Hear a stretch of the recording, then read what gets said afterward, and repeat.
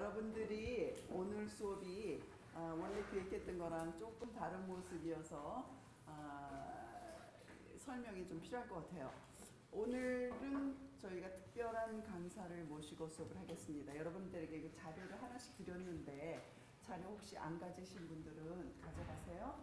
네, 여기 자료를 보시면 앞에는 오늘 발표하시는 마이클 혼 씨의 발표자료가 있고요. 제일 뒷장에 마이클 혼 이분에 대한 간단한 이력서가 붙어 있습니다. 요걸 가지고 조금 설명을 하고 그 다음에 수업을 하도록 하겠습니다. 마이클 혼 씨는 미국에서 오셨습니다. 그리고 이분은 예일대학과 하버드대학을 나오셨어요. 그런데 교육학을 공부 안 했어요. 예일에서는 히스토리를 공부했고요. 역사를 공부했고 하버드에서는 비즈니스를 공부했어요. 그러니까 비즈니스를 공부하면서 아주 유명한 교수님을 만나게 됩니다. 그 유명한 교수님은 클레이튼 크리스텐슨이라는 분인데 파괴적 혁신 이론으로 아주 유명하신 분이에요. 우리가 보통 테크놀로지가 발달하면 그 테크놀로지 영향 때문에 다 일하는 방식이 바뀌잖아요.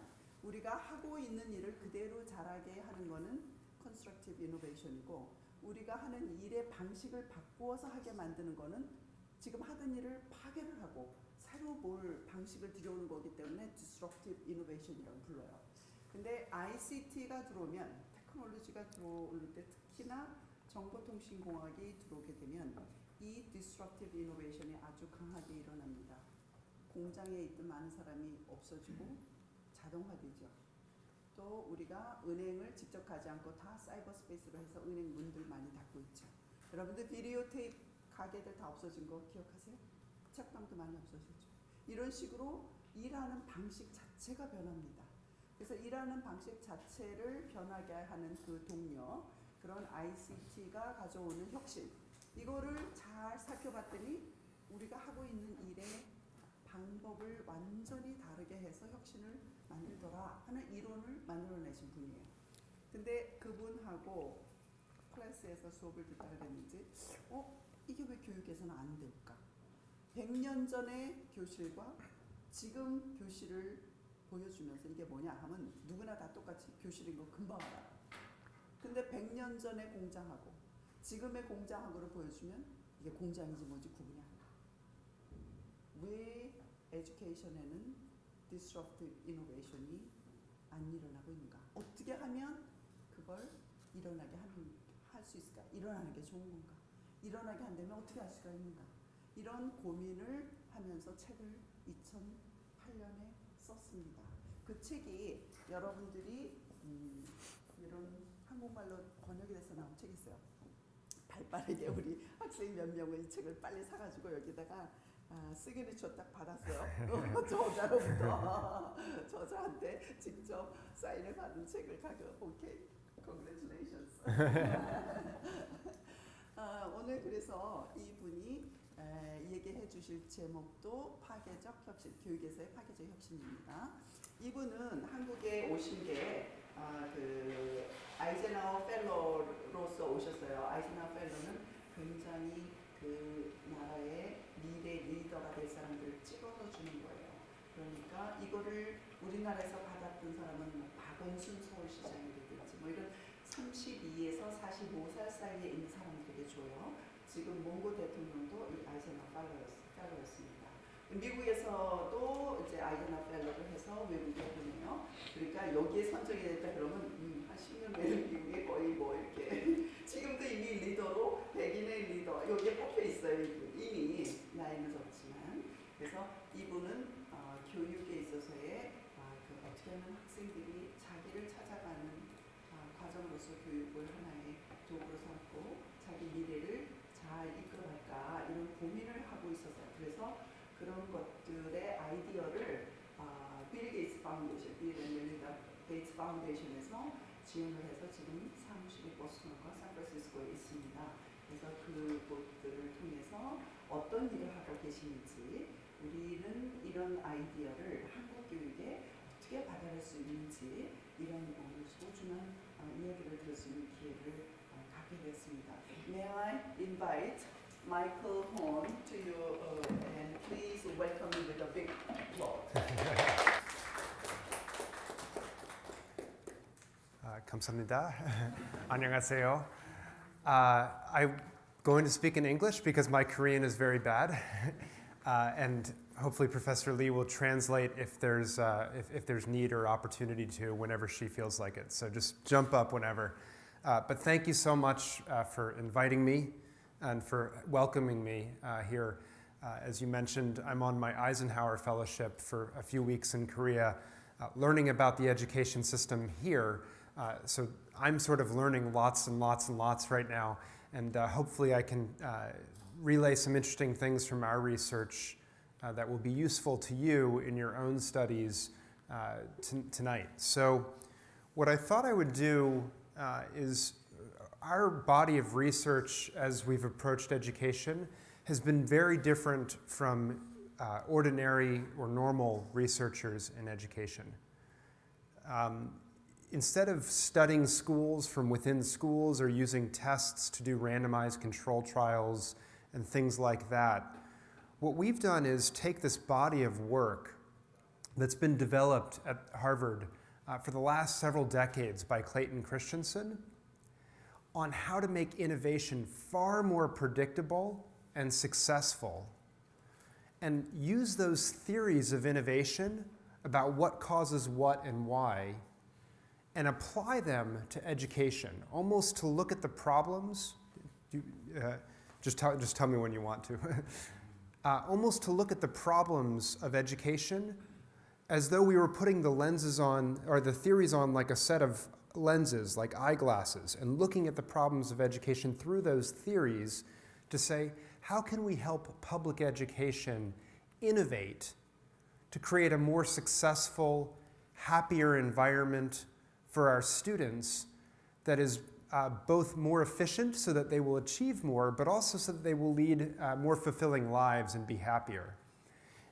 지금 오늘은 여러분에게 연구소를 통해서 저희가 했던 리서치에 대해서 말씀을 드리겠습니다. 그 리서치는 보통 이제 많은 학교들이 하고 있는 리서치와는 달리 우리는 크리스텐슨 교수님의 이론을 통해서 보는 교육의 혁신을 이야기를 하려고 합니다. 그래서 그 이론 렌즈를 통해서 퍼블릭 에듀케이션, 공교육이죠. 미국의 공교육이 어떻게 혁신적으로 변화하고 그래서 성공적으로 학생들이 수업을 하고 학생들이 행복하고 그래서 더 좋은 그런 성취를 이끌어낼 수 있는가 하는 것에 대해서 말씀을 드리겠습니다. So what I'm going to do is actually just work on describing one theory tonight, which is the theory of disruptive innovation itself that Clayton Christensen has become so famous for and that our institute is named after. And I'll just describe this one theory, and I'm going to describe how it works in very different circumstances from education. I'm going to talk about how it's played itself out in the world of computing and then several other industries. And then when you're just starting to wonder, what does this all have to do with education, then we'll start to answer that question. So first let's see. Maybe not. It's okay.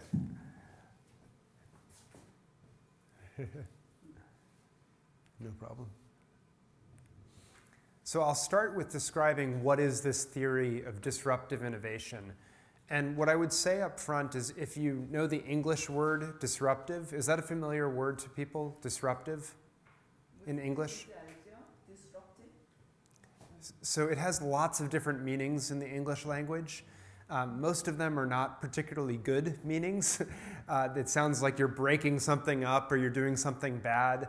But what we mean by it is something very specific.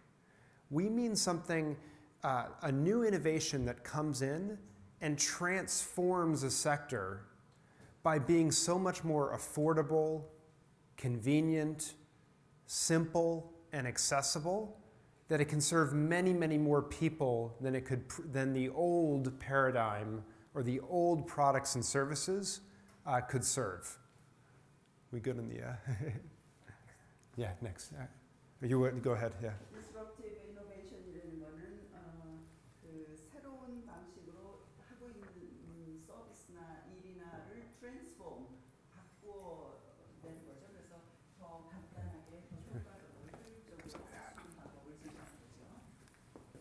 So what I've done up here is plot a series of concentric circles.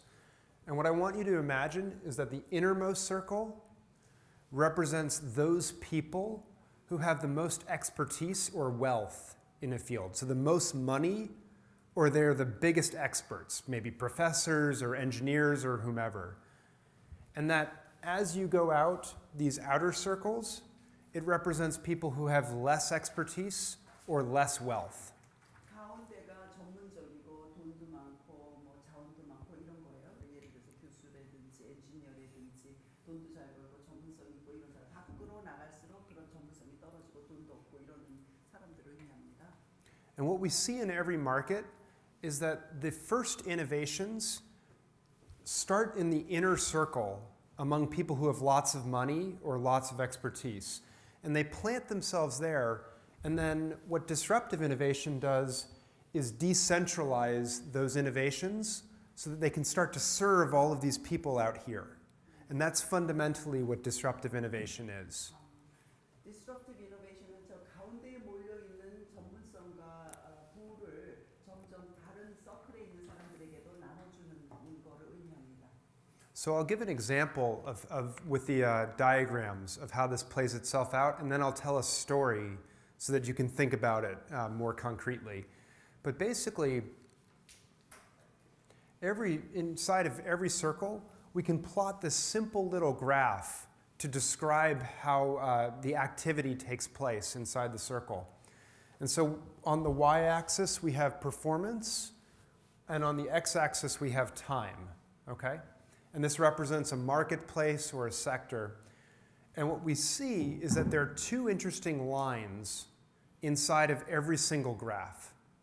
The first one is relatively flat. It's the pace of performance improvement that customers can use over time. You might want to translate that. Yeah. 여기 이제 이렇게 간단하게 타임하고 퍼포먼스로 만들어진 이 2차원의 그래프를 통해서 이제 말씀드리겠습니다. 저기 이렇게 빨갛게 돼 있는 거는 굉장히 이렇게 천천히 변하는 거죠. 그래서 누구나가 이제 조금씩 향상을 시키는 거, 이거를 누구나가 사용하는 이제 이렇게 지속적인 향상을 의미합니다. The reason it's relatively flat is because our basic lives don't actually change that much from day to day, right? The problems that you had to solve yesterday are something like the problems that you're going to have today and something like the problems you'll probably have tomorrow. So our basic needs are actually relatively the same over time. 저게 이렇게 플랫한 이유는 기울기가 플랫한 이유는 어저께 문제가 오늘의 문제고 어저께 살던 방법이 오늘 사는 방법과 크게 다르지도 않고 우리의 그 베이직 니드가 그렇게 시간에 따라서 많이 바뀌지가 않기 때문에 그렇습니다.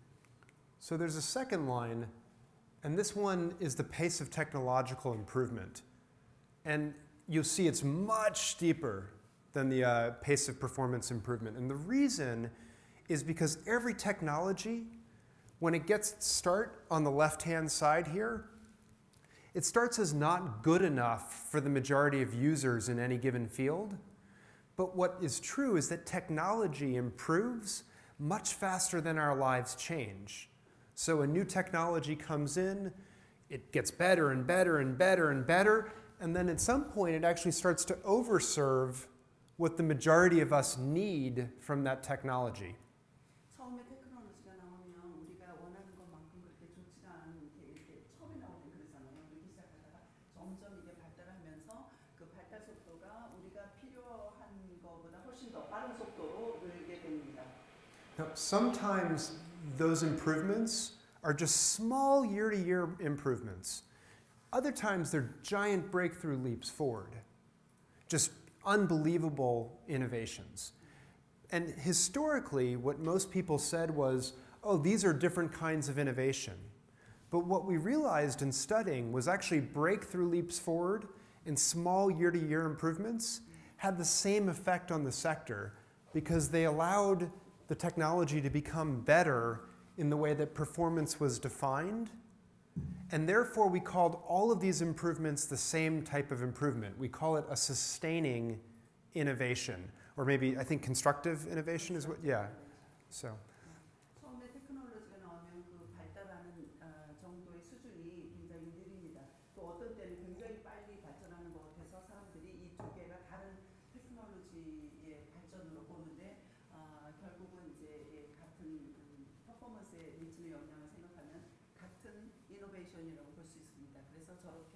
우리가 하고 있는 일을 더 테크놀로지가 잘하게 도와주는 저것을 Sustaining Innovation 혹은 우리는 창조적 상호 보완적 혁신 그래서 Constructive Innovation 이렇게 얘기도 합니다. And the reason is, right, it sustains that blue line. And what we see is that in the world of business, it actually allows the leading companies at the beginning of this line to sustain their leadership, to allow them to make bigger products for even more demanding customers who are up here demanding more and more improvement, and often make better profits. And as a result, what we see is that incumbents, the leading companies at the beginning of the blue line, are almost always the leaders at the end of the blue line because they're so motivated to build better and better products and services for their best customers and make better profits. 이런 류에 속하는 회사들은 이제 굉장히 그 자기네의 그 제품이라든지 자기네의 서비스를 잘 하고 쉽고 싼 가격에 잘하는 거에 굉장히 동기 유발이 돼서 한번 저런 저기에 들어가 있는 그 리딩 컴퍼니를 계속 지속적으로 향상시켜서 그 선두의 자리를 빼앗기지 않고 계속 있습니다. So these are all sustaining innovations, and every once in a while, not very often, but every once in a while, we see some kind of new innovation come along. And from the inner circle, it doesn't look all that attractive, right? It's sort of primitive, not very good, as judged by historical measures of performance, but there's all these people in the outer circles who are what we call non-consumers because they are unable to consume the leading products or services. They don't have enough money or expertise. And for these people, when they see this new, small, primitive innovation come along, they're quite happy because for the first time they have access to products and services. So it's better than their alternative, nothing at all. Do you want to? That sustaining innovation is from the most inner circle. Mm-hmm. Okay. And every once in a while we see disruption in a primitive innovation start out here, and from the people in the inner circle, I'll explain a little more, they look out at this disruptive innovation, they go, that's not that interesting, it's sort of small, not very good, why would we ever use this? But for people in these outer circles who were unable to access the old innovation, they look at this simple thing and they think, wow, this is great because it's better than what I had before, which was nothing.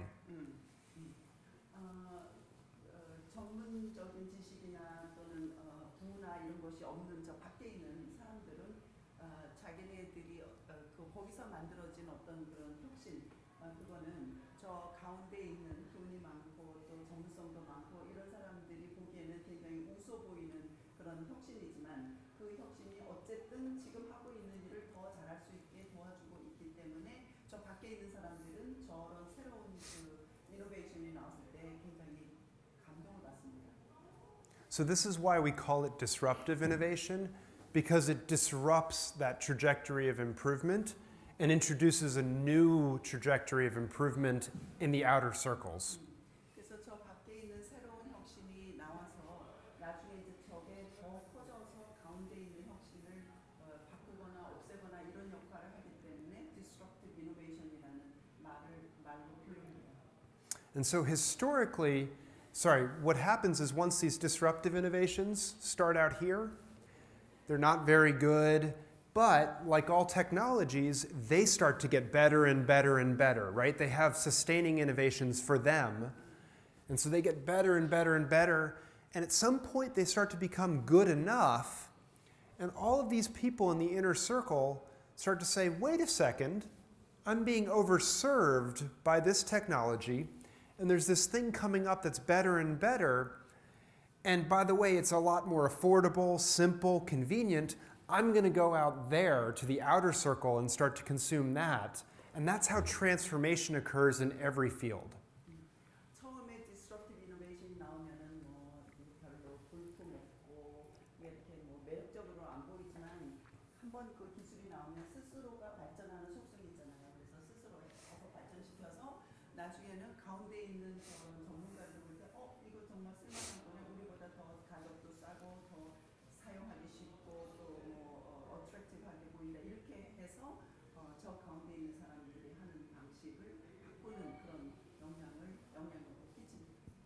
And so what we see is that historically, new organizations typically win at disruption. And I'll explain why in a moment. I don't know if you want to say that, but or we can keep going. So let me tell you a story that unfolded in the computing industry in the 1970s and 80s to help explain and illustrate how this plays out in real life, okay? So in the 1970s and early 80s, there was a company at the time called Digital Equipment Corporation, or DEC. Yeah, you know DEC. And it was the leading company of that era, sort of the Google of the 1970s, maybe. Fair? And they built what were called mini computers. Mini computers were not particularly small or mini, but they were much smaller than mainframe computers that used to fill entire rooms. And they were maybe the size of this podium here. And they were actually very, very advanced machines for that time that allowed very demanding corporate customers to do an array of very complicated computations. 70년대, 80년대에 있었던 디지털 이퀴프먼트 컴퍼니, 그걸 악자를 줄이면 DEC예요, DEC. 아주 유명한, 그 당시에는 IBM과 겨루는 그런 회사였습니다. 이 회사에서 만들었던 컴퓨터가 미니 컴퓨터인데 조금해서 미니가 아니라 그 당시에는 메인프레임, 그다음에 이제 저 중간 잘 알잖아요. 우리 여기 컴퓨터 사이언스 공부한 사람들이죠. Yeah, so Digital Equipment Corporation was just the best, and everyone would say, how can we be like them? And so they would read articles in the Wall Street Journal or Financial Times, and every time the articles would say the same thing. If you guys were just as smart as the managers running Digital Equipment Corporation, who make the right move every year, then you too could be successful. But not everyone is as smart as these guys are. But an interesting thing happened then in 1989. In 1989, within a 6-month time period, Digital Equipment Corporation collapsed. The company literally just imploded on itself, collapsed. And so you would go back to Wall Street Journal or Financial Times or Business Week and say, what happened to these guys? And they'd say, those stupid managers running the company, very same people, those stupid managers, if they had only seen the personal computer coming, then they could have caught the future, but they missed the personal computer, and therefore they're going to be consigned to the dustbin of history. DEC 컴퍼니가 승승장구하던 70년대, 80년대 초만 해도 월스트리트나 파이낸셜 타임스나 파이낸셜 타임스? Yeah, or whoever. 유명한 신문들이 아유 누구나 비즈니스를 저 대기에 있는 사람들처럼 하면 저런 디시전을 내리고 그러면 회사가 성할 거다, 잘 나갈 거다 이랬는데 어느 날 1989년도 6개월 동안 만에 이 회사가 확 망해버렸어요. 이유는 PC를 안 한 거야. 그냥 미니 컴퓨터만. 그 당시에 이제 PC가 막 나오고 이래서 PC를 안 따라간 거죠. 그때 똑같은 그런 운영진을 두고 그런 저기 신문사들이 얘기를 월스트리트나 여기서 얘기했거든. 왜 바보같이 그런 그 PC가 나와 있는데 그거를 빨리 따라잡지 못했냐. 똑같은 운영진인데 그렇게 자기들 하다가 이렇게 욕을 들어먹는 거죠. So 1989 was actually the exact year that Clayton Christensen entered his PhD program at Harvard. And so he brought 2 questions with him. One was, why do successful companies fail? And the other one was, why do smart managers decide to become stupid? And that's often how we frame the question, right? We decide that failure is because of stupidity. But in this case, it did not make any sense, because it wasn't just Digital Equipment Corporation that failed. It was every single mini computer business in the same 6-month time period. Data General, Prime, Wang, Hewlett, every single one. And while I think we would all expect companies to collude occasionally, to collude to collapse was a stretch of the imagination, and yet that's what happened. 이 1989년은 이 그 클레이튼 크리스텐슨 교수가 하버드의 박사학위를 시작한 해였습니다. 그때 2가지 의무를 가지고 프로그램을 시작했습니다. 잘 나가는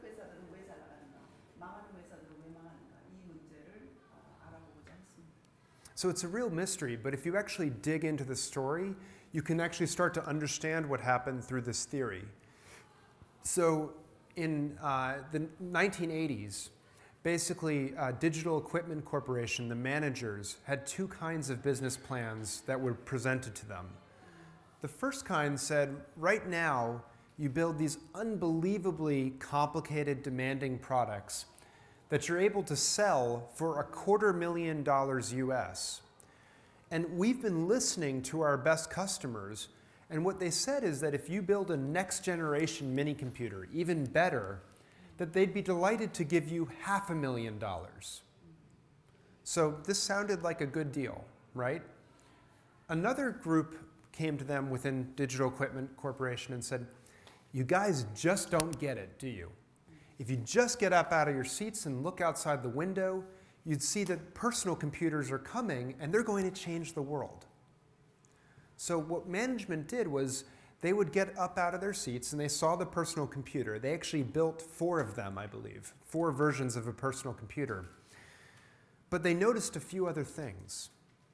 First, personal computers were really simple and primitive at that time. They could barely do word processing. They were just not very good. And so they would build them and they would bring them to their customers and say, will you buy this? And they'd say, not a chance. I can't do any of the demanding computations we need done. And then they looked at the business plan that said you can only charge $2,000 on it. So the decision management, in essence, faced was this. Should we build better products for our best customers for better profits and better money? Or should we build worse products that our customers cannot use and will not buy for profits that will kill our business model? What should we do? And that is the innovator's dilemma.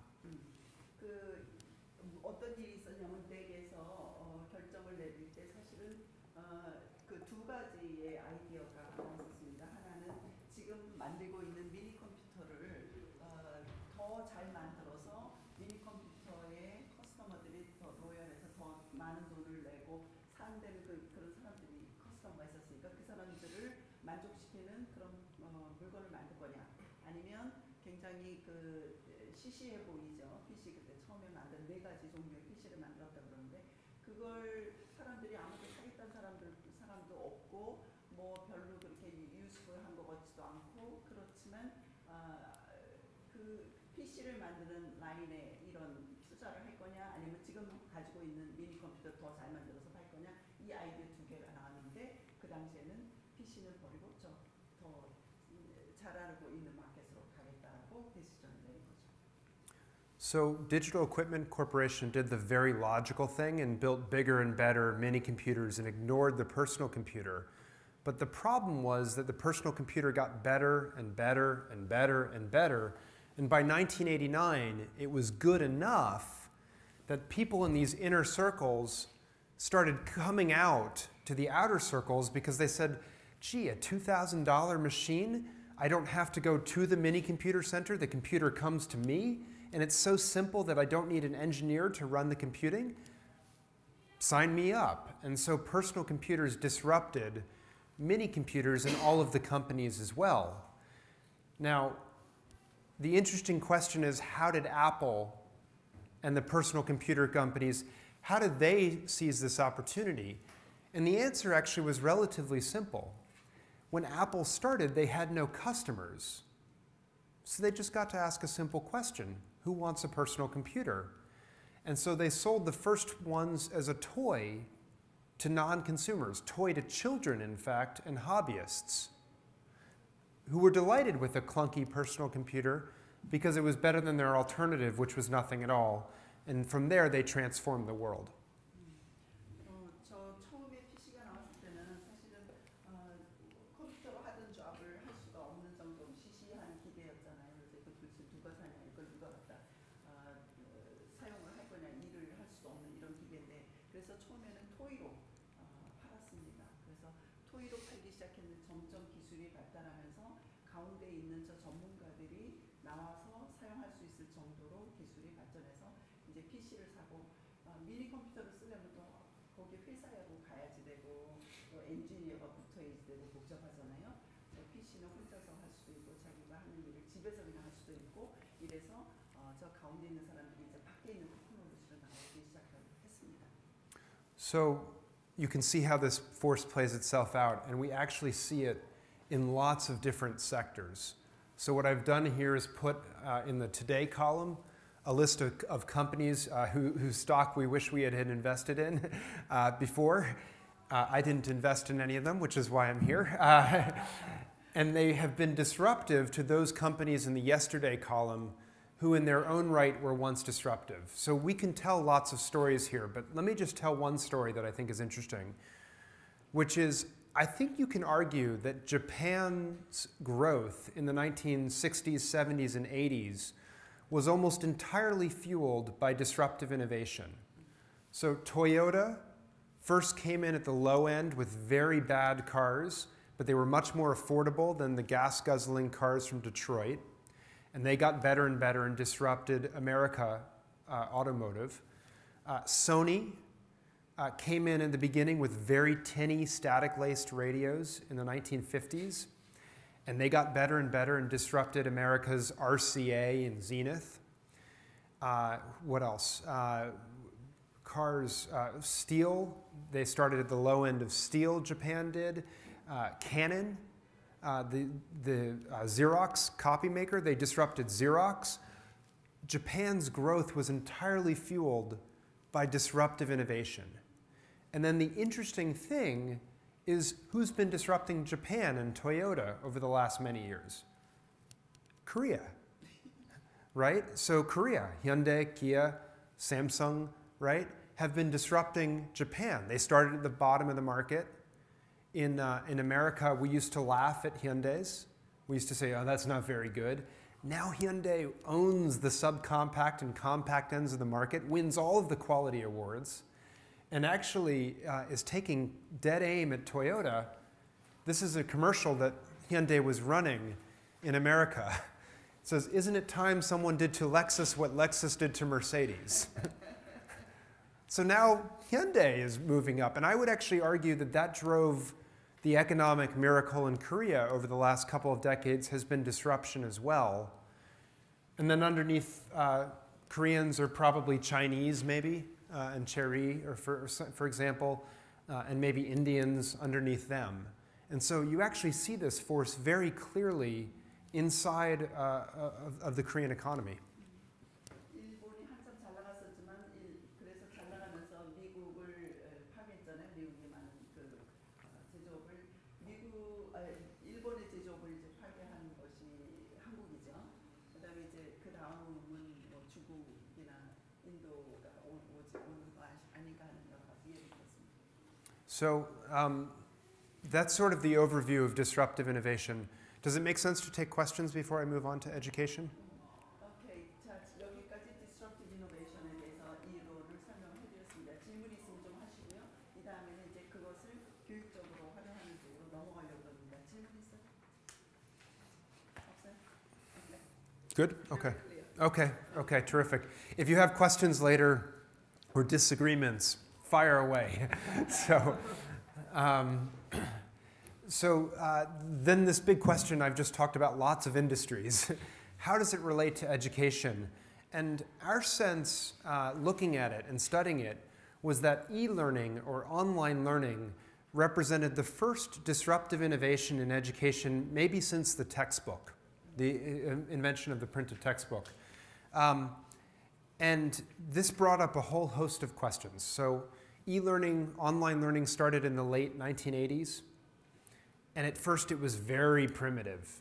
It was sort of correspondence courses put online. It was not very interesting.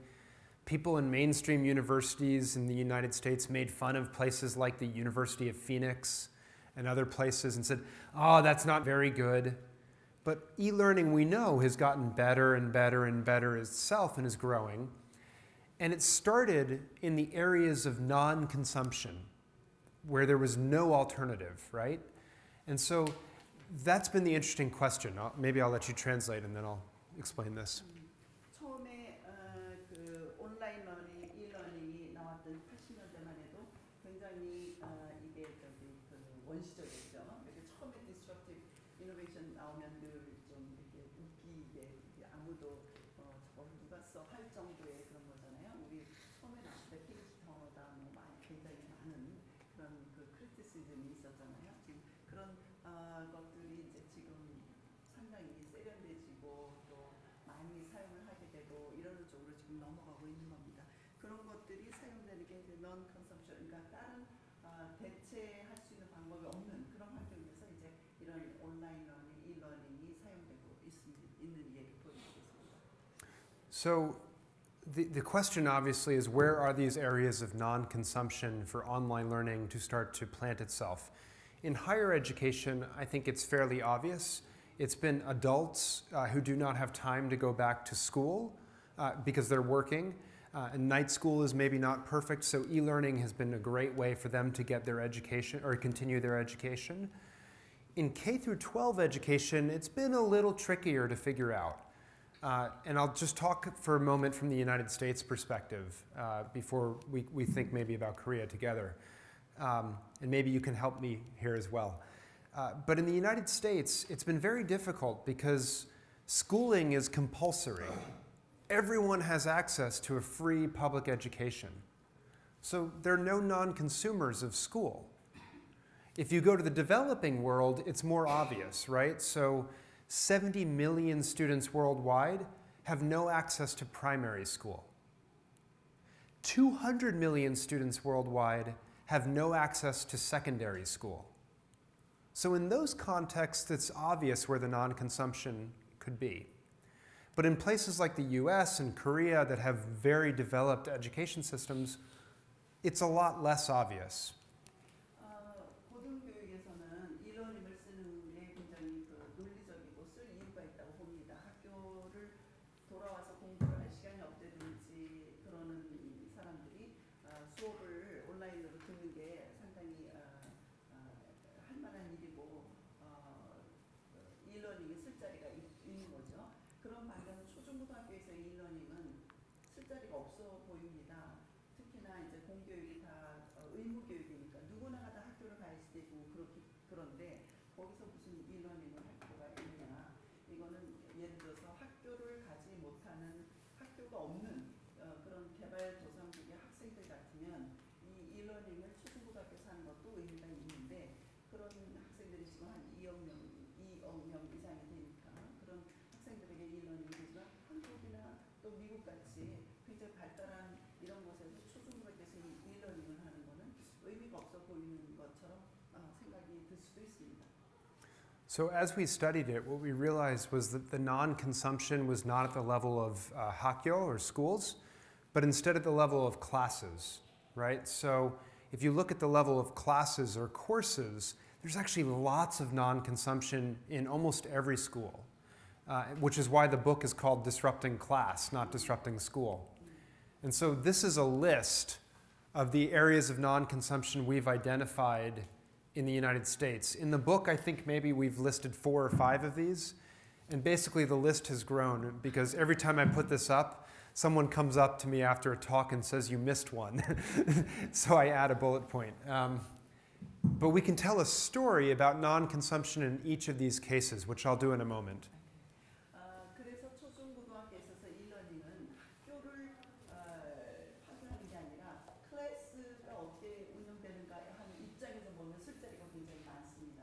그래서 제가 쓴 몇 년 전에 쓴 책에는 저 리스트가 별로 없었지만 점점 그동안에 케이스들이 많이 생기고 그래서 이제 저게 많아졌는데 클래스가 운영되는 입장에서 보면은 초중고등학교에서도 초등학교에 할 일이 굉장히 초중고에서 할 일이 많이 있습니다.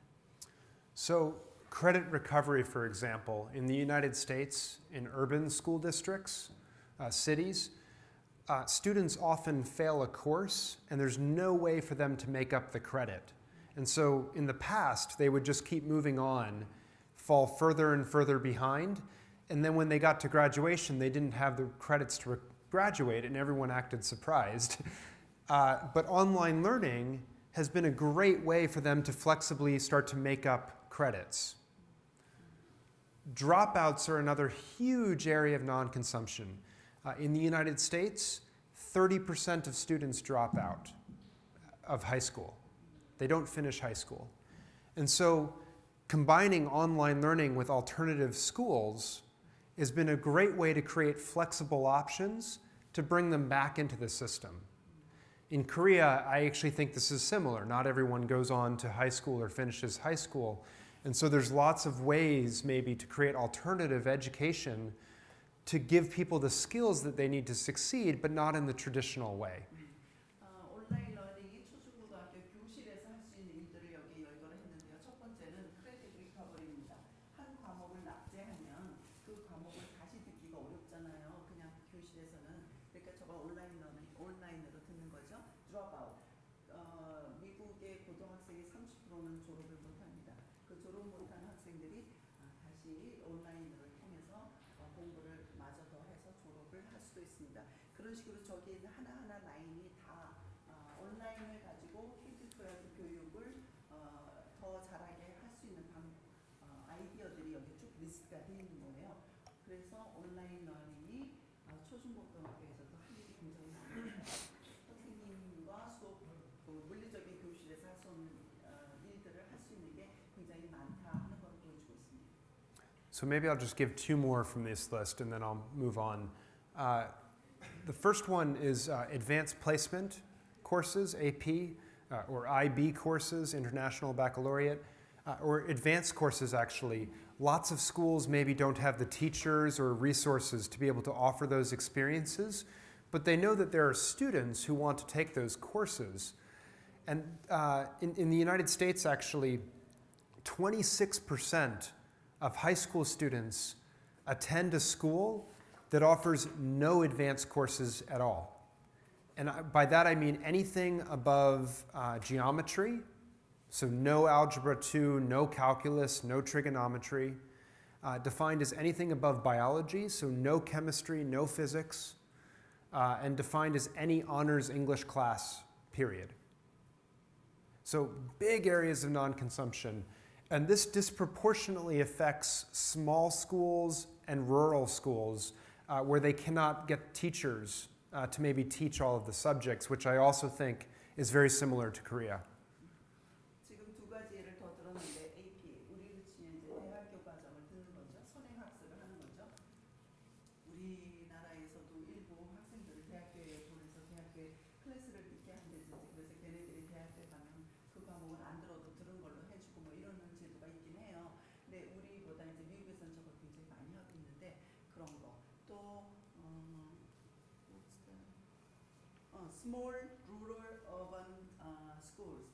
여기는 작은 뭐 5명이다 학교의 학생 수와 교사 수가 잘 안 맞고 이러는 데는 선생님이 과목별로 있을 수가 없잖아요. 그런 학교들에게 이런 말씀을 드렸습니다.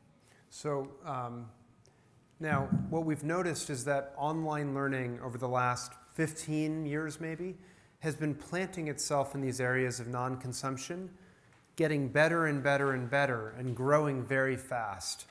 And through some mathematics, what we did in Disrupting Class was predict that by 2019, 50% of all high school courses in the United States would be delivered online in some form or fashion. And we were talking about this at lunch the other day. When the prediction came out in 2008, everyone in the United States thought we were totally crazy, that it could never grow this fast. And now I think they still think we're crazy, but because they think we're too conservative on the prediction, that maybe it's growing even faster than that. And as you'll see in a moment, I think we'll be right by plus or minus a couple years on either side of this. But I also think it misses the bigger question and bigger opportunity that e-learning can deliver. 2008년에 처음 책을 썼을 때 2015년에 되면 전체 초중고등학교 50% 클래스를 온라인으로 할 거다라고 프레딕트를 했는데 그 얘기를 처음에 들었을 때 사람들이 다 미쳤다 이랬대요. 근데 지금 생각하면 지금 그때 예측한 것보다 훨씬 더 빨리 e-learning이 교실에 지금 들어가고 있는 것 같은데 하여간에 플러스 마이너스 대충 맞고 있는 것 같다고 생각을 합니다. So my sense is, and this is what I get excited about, is not online learning for online learning's sake, but the potential benefits that it can bring if we harness it correctly. And my sense is that there are 4 very clear benefits that e-learning brings. And maybe for time's sake, I will just sort of talk through them, but not spend a lot of time on each one, if that makes sense. So the first benefit is personalization. So something we know about all students is that we all learn at different speeds. We have different learning needs at different times. Some people learn quickly. Other people learn more slowly, right? And this is because we have different working memory capacities and long-term memories. You teach a class on instructional design, so I won't spend a lot of time on this. But because of all these differences, if the goal is to educate each one of us successfully, then we need an education system that can customize and personalize for those differences. But our current education system was literally modeled after a factory. It was designed to be like a factory, to standardize the way we teach and test, to do what I'm doing right now, deliver the same lesson at the same speed, even if you have different levels of background knowledge. Keeps on going with the course, and as a result, we don't get those results where everyone succeeds. 지금은 이제 그 e-learning이 교육적으로 어떤 혜택을 줄 수 있나 하는 이야기를 하고 있습니다. 이 주제는 저한테 굉장히 exciting하고 이 주제를 얘기할 때 정말 기분이 좋습니다. 이제 personalization, 개별화죠. 수업의 개별화, 학습의 개별화. 그런데 지금 현재 모델은 저기 산업시대에 만들었던 공장 모델로 수업이 진행되고 있습니다. 누구나 다 standardization, 그러니까 표준화된 내용과 표준화된 방식으로 또 표준화된 평가를 받는 이런 수업을 하고 있습니다. 이것은 산업시대의 모델이 되겠습니다. So, and our sense is that online learning, because it's inherently modular, starts to enable customization or personalization. This is a screenshot from the Khan Academy. Do people know the Khan Academy? Show of hands if... Okay, so it's an online learning system created by a person in Silicon Valley whose name is Sal Khan. That's why it's called Khan Academy. And it serves 10 million students a month right now. And this is a screenshot from a 5th grade classroom in California that uses it. And you can see every student has different learning paces. And the great thing about e-learning is you can learn at different paces because you can press pause if you didn't understand something, rewind. If you already understand a concept, you can fast forward. You can go different pathways through the material and so forth. And that's one of the exciting things that online learning starts to deliver.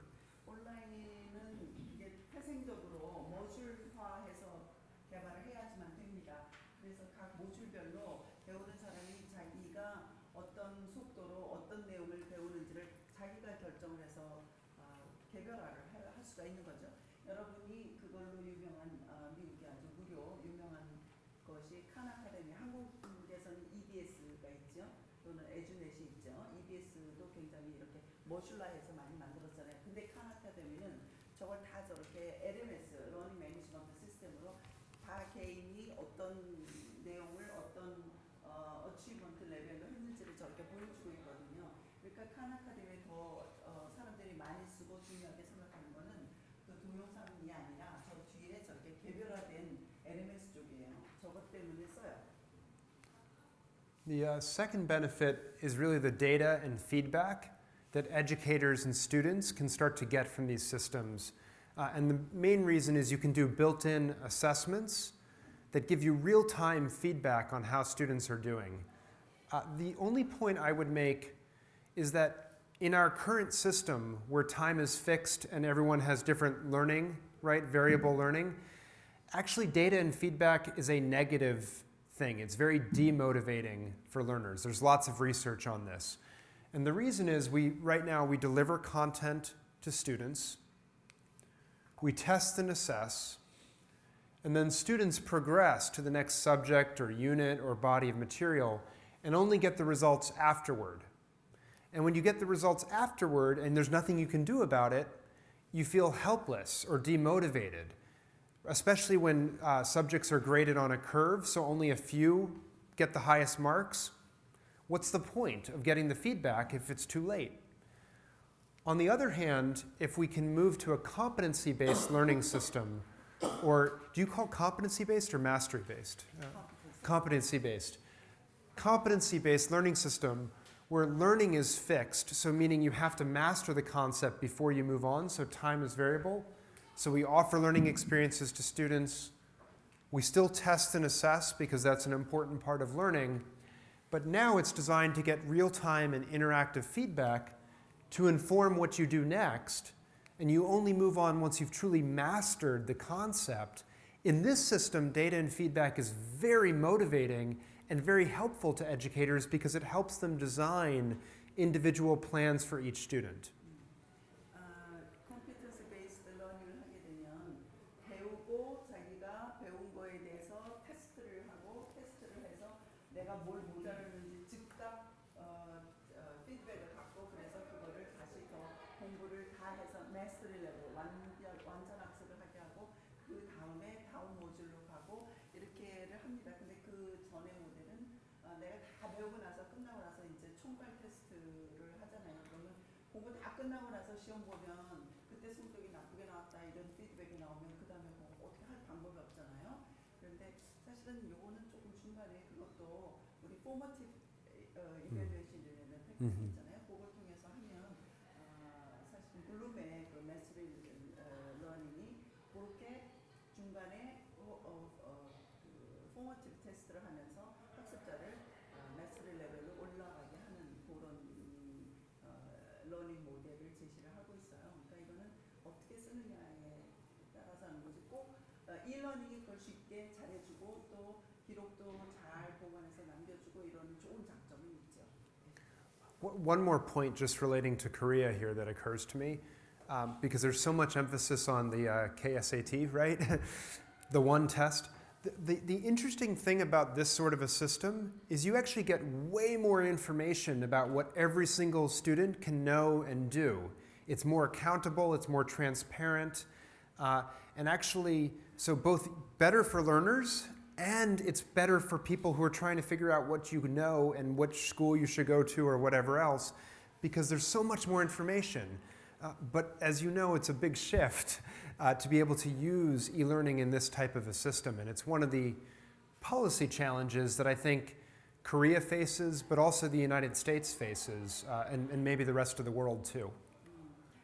이런 식으로 학습을 하다 보면 똑같은 내용을 배워서 시험 봐서 제가 나보다 잘하고 이렇게 상대적인 평가를 하는 게 아니라 절대 평가로 들어갈 수밖에 없어요. 나는 내가 원하는 내용을 이런 테스트를 통해서 공부하고 있어서 나는 여기까지 안다 이렇게 얘기를 할 수가 있는 거잖아요. 내가 옆에 있는 사람이랑 다른 걸 배웠는데 어떻게 그거를 평가를 해서 제가 나보다 잘한다라는 얘기를 할 수가 없잖아요. 그래서 그런 걸로 볼 때 우리는 한번 수능 시험 봐가지고 왕창 망하고 이런 일을 좀 막을 수가 있지 않을까 하는 생각입니다. So just two more things. One is, I think the third benefit potentially is teacher effectiveness. I think it can make teachers much more effective by giving them better tools to be able to meet each learner's needs. And also we're seeing, I'm not going to go through this slide, but we're seeing new team-based teaching approaches where you say, oh, you really like to be the data specialist, you can do that. I really like to mentor and tutor students, I can do that. And really interesting team-based approaches that are emerging from these new technologies in new learning environments. 이거는 빌 게이츠가 늘 얘기하는 건데 왜 다른 전문직들은 서로 도와주는 예를 들어서 의사끼리 서로 전문 분야가 있어서 서로 도와주고 그런데 선생님은 왜 그게 없냐 하는 얘기를 늘 해요. 이게 뭐냐면 이제 선생님이 각각 그 분야별로 전문가들, 컨텐트 전문가 또는 뭐 이밸류에이션 전문가 또는 데이터를 관리하는 전문가 이런 사람들하고 다 팀이 돼가지고 가리키는 일을 더 잘할 수 있게 그 사람들의 도움을 받아서 하는 일이 이러닝으로 가능한 거고 그렇게 해서 교사의 효율성을 높여줄 수 있다 하는 것이 혜택이 되겠습니다. And maybe just very briefly, the fourth benefit that I think we're seeing is that as schools have to make budget cuts because of declining resources, they don't have to cut their services for students. They can say, oh, we'll use online learning to continue to be able to offer you lots of services, so it can help with cost control as well. I don't want to make a big deal of that, though. So the big question, I think, is will online learning fulfill this potential? Will it create a student-centered, personalized learning system? And I think there's lots of question marks here, to be honest with you. But there's lots of potential if educators can shape this. And I think there's some promising signs, which are, and maybe we'll pause after this and take questions, and then we can talk about blended learning after. The first is, so technology is improving predictably, just as it has in every other field that we've studied. First, when e-learning started in the 1980s and 90s, you couldn't really communicate with people online. Now, through virtual classrooms and Skype and Google Hangouts and Cisco, there's so many ways to collaborate and communicate with people all around the world that it's really, it's quite impressive how that's improved over the last even 5 years. 앞에서 얘기한 여러 가지 그런 장점들이 정말로 이루어질 수 있는 거냐 하는 이야기를 해보도록 하겠습니다. 첫 번째는 테크놀로지가 굉장히 우리가 예측할 만큼 예측했던 대로 빨리 지금 잘 변하고 있습니다. 특히나 교육에서 중요하게 생각하고 있는 콜라보레이션 협동을 할 수 있는 여러 가지 툴들이 많이 지원이 되고 있어서 전에는 할 수 없었던 협동 활동 이것을 쉽게 할 수 있습니다. 스카이프라든지 여러 가지 그런 커뮤니케이션 할 수 있는 그런 툴들이 제공되고 있죠. So the second big improvement, I think, is that the content itself is becoming more and more engaging and interesting and motivating for students. So in the 1990s, a lot of the e-learning sort of looked like my PowerPoint, kind of boring and flat and not very interesting. But now we're starting to see game-based learning and all sorts of innovations emerge. This is a screenshot from the Florida Virtual School, which is an entity in the United States that introduced the first ever game-based full online course. So it's a video game-based online course called Conspiracy Code, and it was to teach American history. And basically students in the course would run 10 missions to save American history from becoming corrupted. I'm sure many of you will joke that it's too late for Americans, but for many students, this was a deeply motivating way for them to learn American history.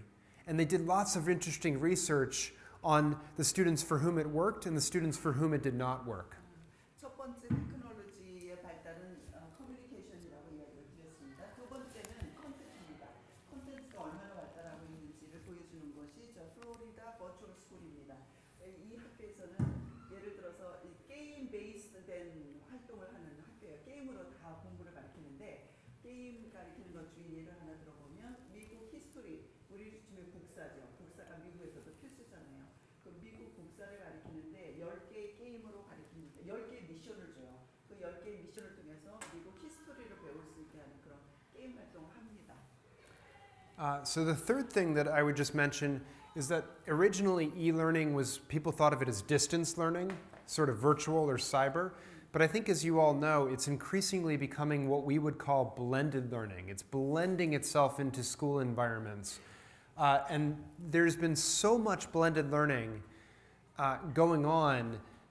But what happened in the United States was people started showing up to conferences, different school principals, and they would get on the panel and they would argue, I'm blended learning and you're not. And it was just not a very useful conversation to be having. So what we did as our research institute, we looked at over 100 programs that people said were blended learning to create a definition, which I'll now share with you. 블렌디드 러닝이 그 세 번째가 되겠습니다. 블렌디드 러닝에 대한 데피니션은 제 각각들이었는데 지금부터 여러분들에게 자기가 생각하고 있는 블렌디드 러닝의 정의를 말씀드리겠습니다. So the definition that most people now in the United States agree on has three parts that are kind of complicated. So I'll give you the formal definition and then I'll tell you the simple one. The formal one is, it's a formal education program, I told you, in which a student learns, at least in part through online learning, and this is the important part of it, where they have some element of student control over the time, the place, the path, or the pace of learning, the things that make it student-centered. That's the first part. Oh, so 3 parts. 3 parts, yeah. This is only the first, yeah. Formal definition, blended learning의 formal definition은 첫 번째, 3개인데요. 그중에 첫 번째는 학생들이 온라인으로 자기가 하고 있는 공부 시간, place, path, pace 이런 거를 컨트롤할 수가 있어야 된다. The second part is that it has to take part at least in a supervised brick and mortar location away from home. So basically a school with teachers. We had to do this because of the growth of homeschooling in the United States, uses online learning.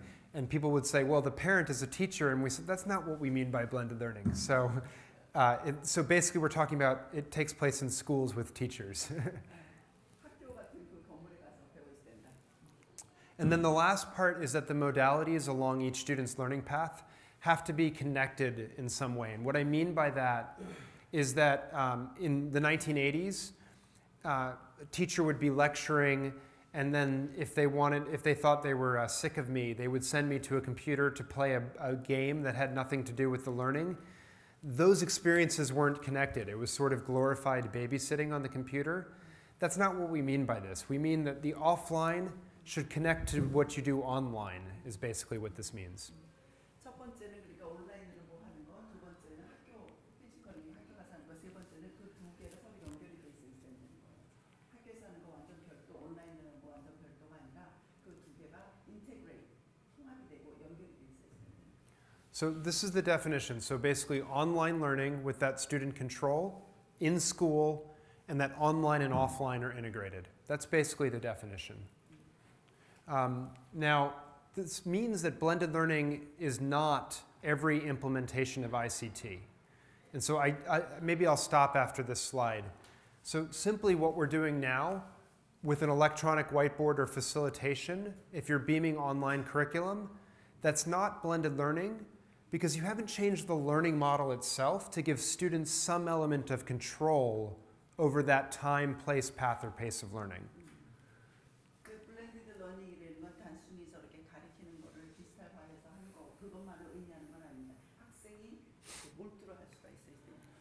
And then similarly, just using one-to-one laptops or digital textbooks, those may be important for doing blended learning, but just because you have those devices doesn't mean you've actually made the learning model shift. 선생님이 저렇게 디지털로 가르친다고 해서 학습이 변하고는 거가 아니고 또 단지 저렇게 노트북을 가지고 학습을 한다고 해서 학습하는 그 모델이 변하는 거가 아닙니다. And so maybe the last thing I'll say, and then we can open it for questions, and we can talk more about blended learning. But the big idea is that the technology is not what's important here. It's that the technology enables the learning model shift. And what we've seen in our research of disruptive innovation too is that it's never the technology by itself that's important. It's the model around it that is so important.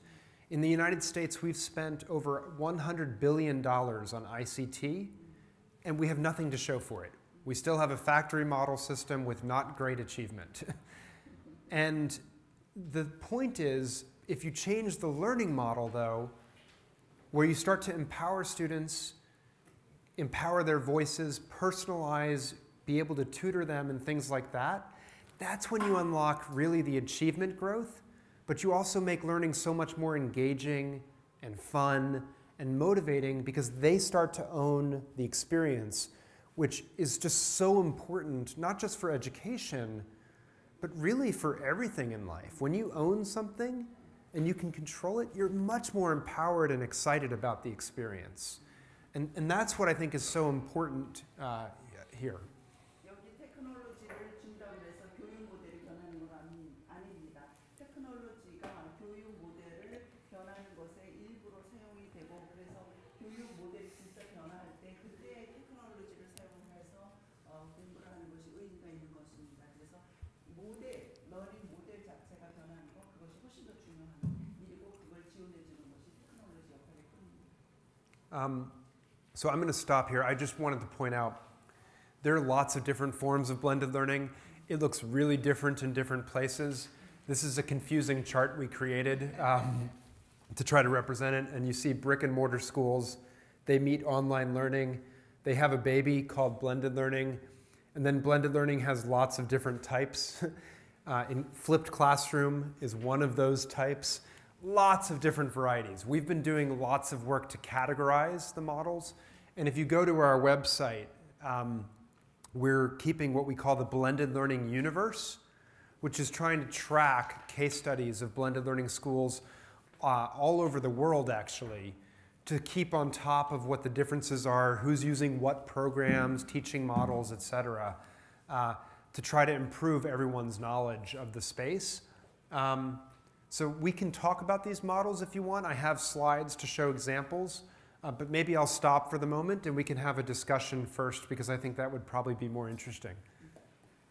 이것이 내가 생각하고 있는 블렌디드 러닝의 모델입니다. 저게 아까 브릭 앤 모터 학교에 가서 공부하는 거죠. 그다음에 온라인으로 공부하는 거죠. 저것은 합한 것이 블렌디드 러닝인데 블렌디드 러닝에는 네 가지가 있습니다. 로테이션 모델, 플렉스 모델, 알라카르테 모델, 인리치드 버추얼 모델. 그리고 그 로테이션 모델 안에는 지금 또 네 개를 더 넣었는데 그 중에 하나 여러분들이 많이 들어본 플립 러닝이 그 중에 하나가 되겠습니다. 이 모델은 지금 자꾸 진화하고 있는데 여러 가지 전 세계에 있는 이 블렌디드 러닝 모델을 케이스를 다 갖고 와서 이 안에 그거를 캐테고라이즈 하고 있는 중입니다. 오케이? So 여러분들이 이제 잠깐 쉬면서 질문하면서 조금 이렇게 인터랙션을 좀 하도록 했으면 좋겠습니다. So should we talk? Yeah. 질문을 좀 지금까지는 그렇잖아요. 여러분들이 생각하는데 이 모델에 대한 얘기를 질문하실 수도 있고요. 그냥 일반적인 질문을 하실 수도 있고 아주 편안한 마음으로 질문을 좀 해보세요. 영어로 하셔도 좋고 한국말로 하셔도 좋고.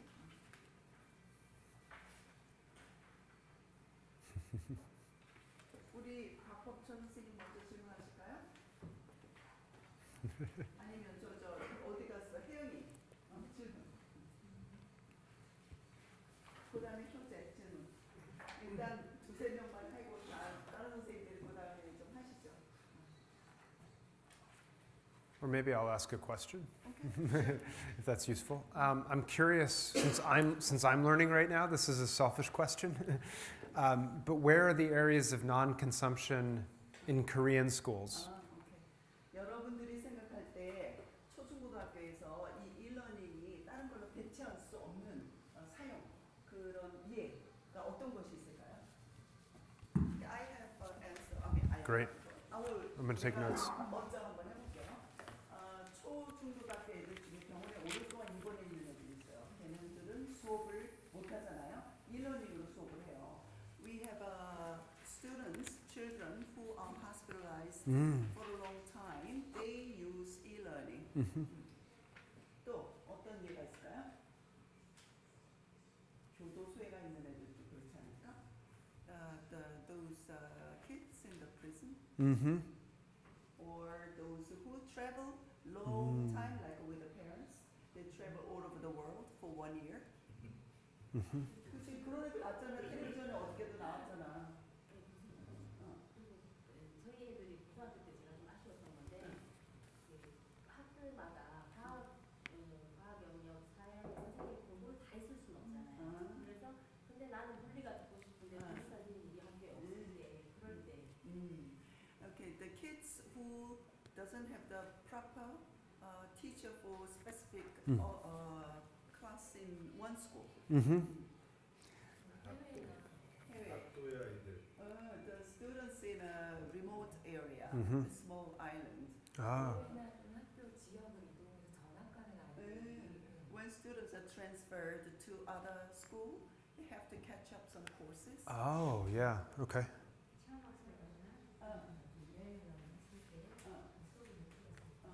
Those kids who miss classes to go to experience some other stuff.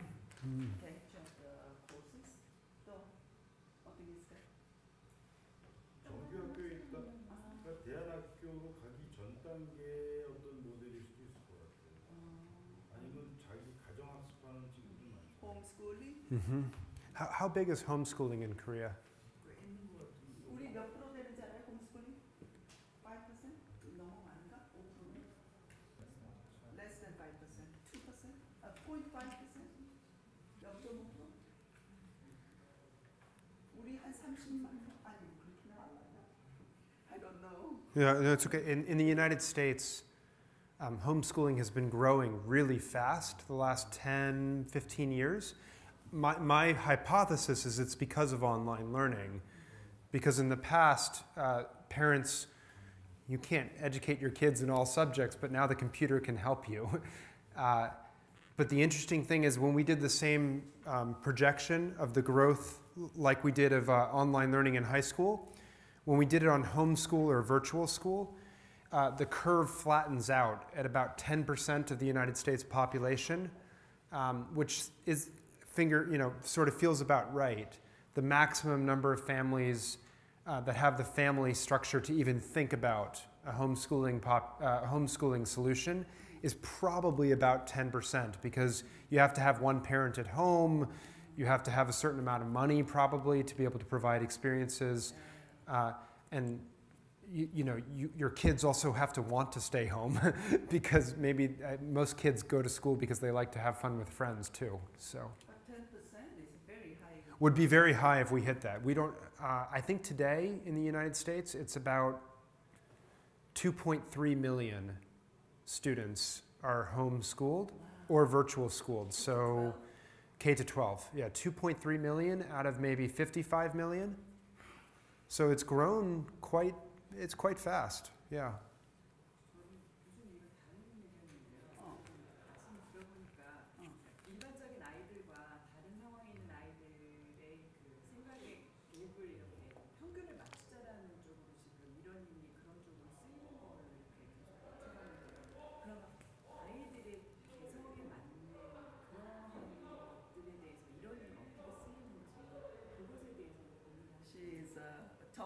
To you. Good.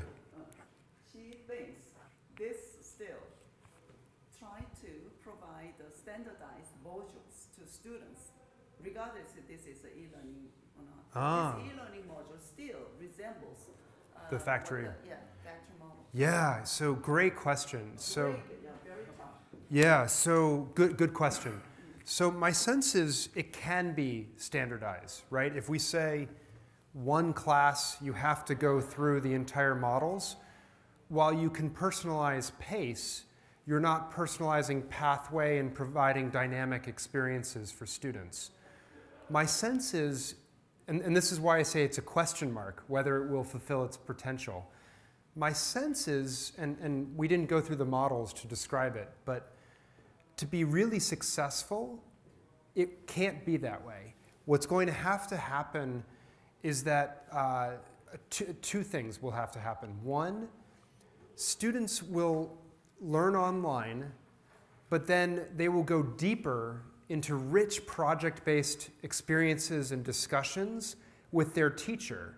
So rather than use class time for lecture, the teacher will be used for only what humans can do, which is to facilitate rich conversation.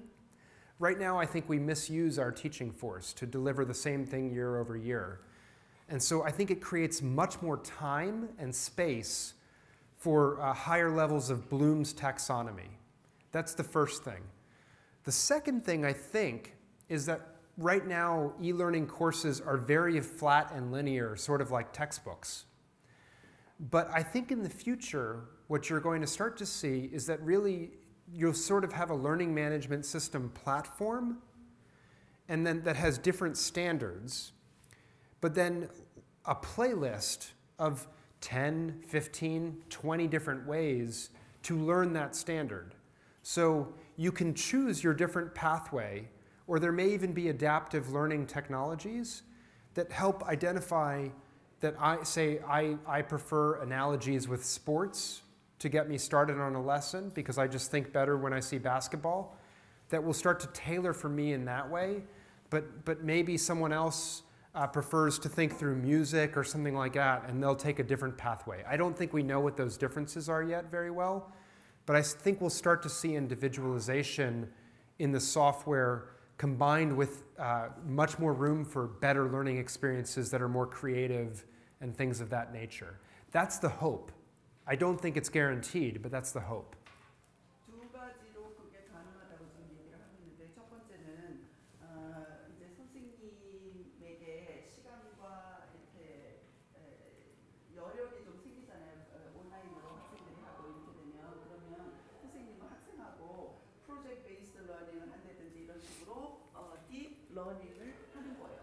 선생님이 학생에게 계속 컨버세이션하고 학생을 이끌어가고 이러면서 이제 이렇게 하면은 그 누구도 할 수 없는 학생 고유만의 자기의 그 배움을 선생님과 같이 펼쳐나갈 수가 있죠. 이거는 굉장히 좋은 것 같아요. 두 번째는 그거는 머신이 할 수 없는 일이잖아요, 그죠? 두 번째는 요거는 정말 펼쳐놓으면 안 돼. 이거는 이제 LMS 같은 것이 있어서 그 여러 가지 다른 그다음에 굉장히 복잡한 그런 러닝 패스를 만들어줘서 자기만의 패스가 만들어지게 한다 하는 건데 여전히 그런 패스를 만든다 하는 거는 다 모듈이 만들어져 있고 그 모듈을 그냥 다른 방법식으로 따라하는 간다라는 거지 그것이 그 팩토리 모델을 벗어난 것 같지는 않아요, 제 생각에는. 그래서 그거를 한번 물어볼게요. Okay, you got two answers for, I mean, two solutions for that. Yes. The first solution for project-based learning, that's brilliant because that's very unique. You have your own needs and your teacher will help you to investigate your own Yes. learning. The second is the LMS provides the opportunity to provide your own past learning paths and help you to find the right module and so on. I think that's still factory model. Why? Because Yeah. the more the modules when it's developed, that's competence-based. Yes. So somebody has modularized all the contents already. Yeah. So this is fixed. The only difference is you take this and you take this. Only the pathway is different, but still the contents itself, total amount of the contents the same. Yeah.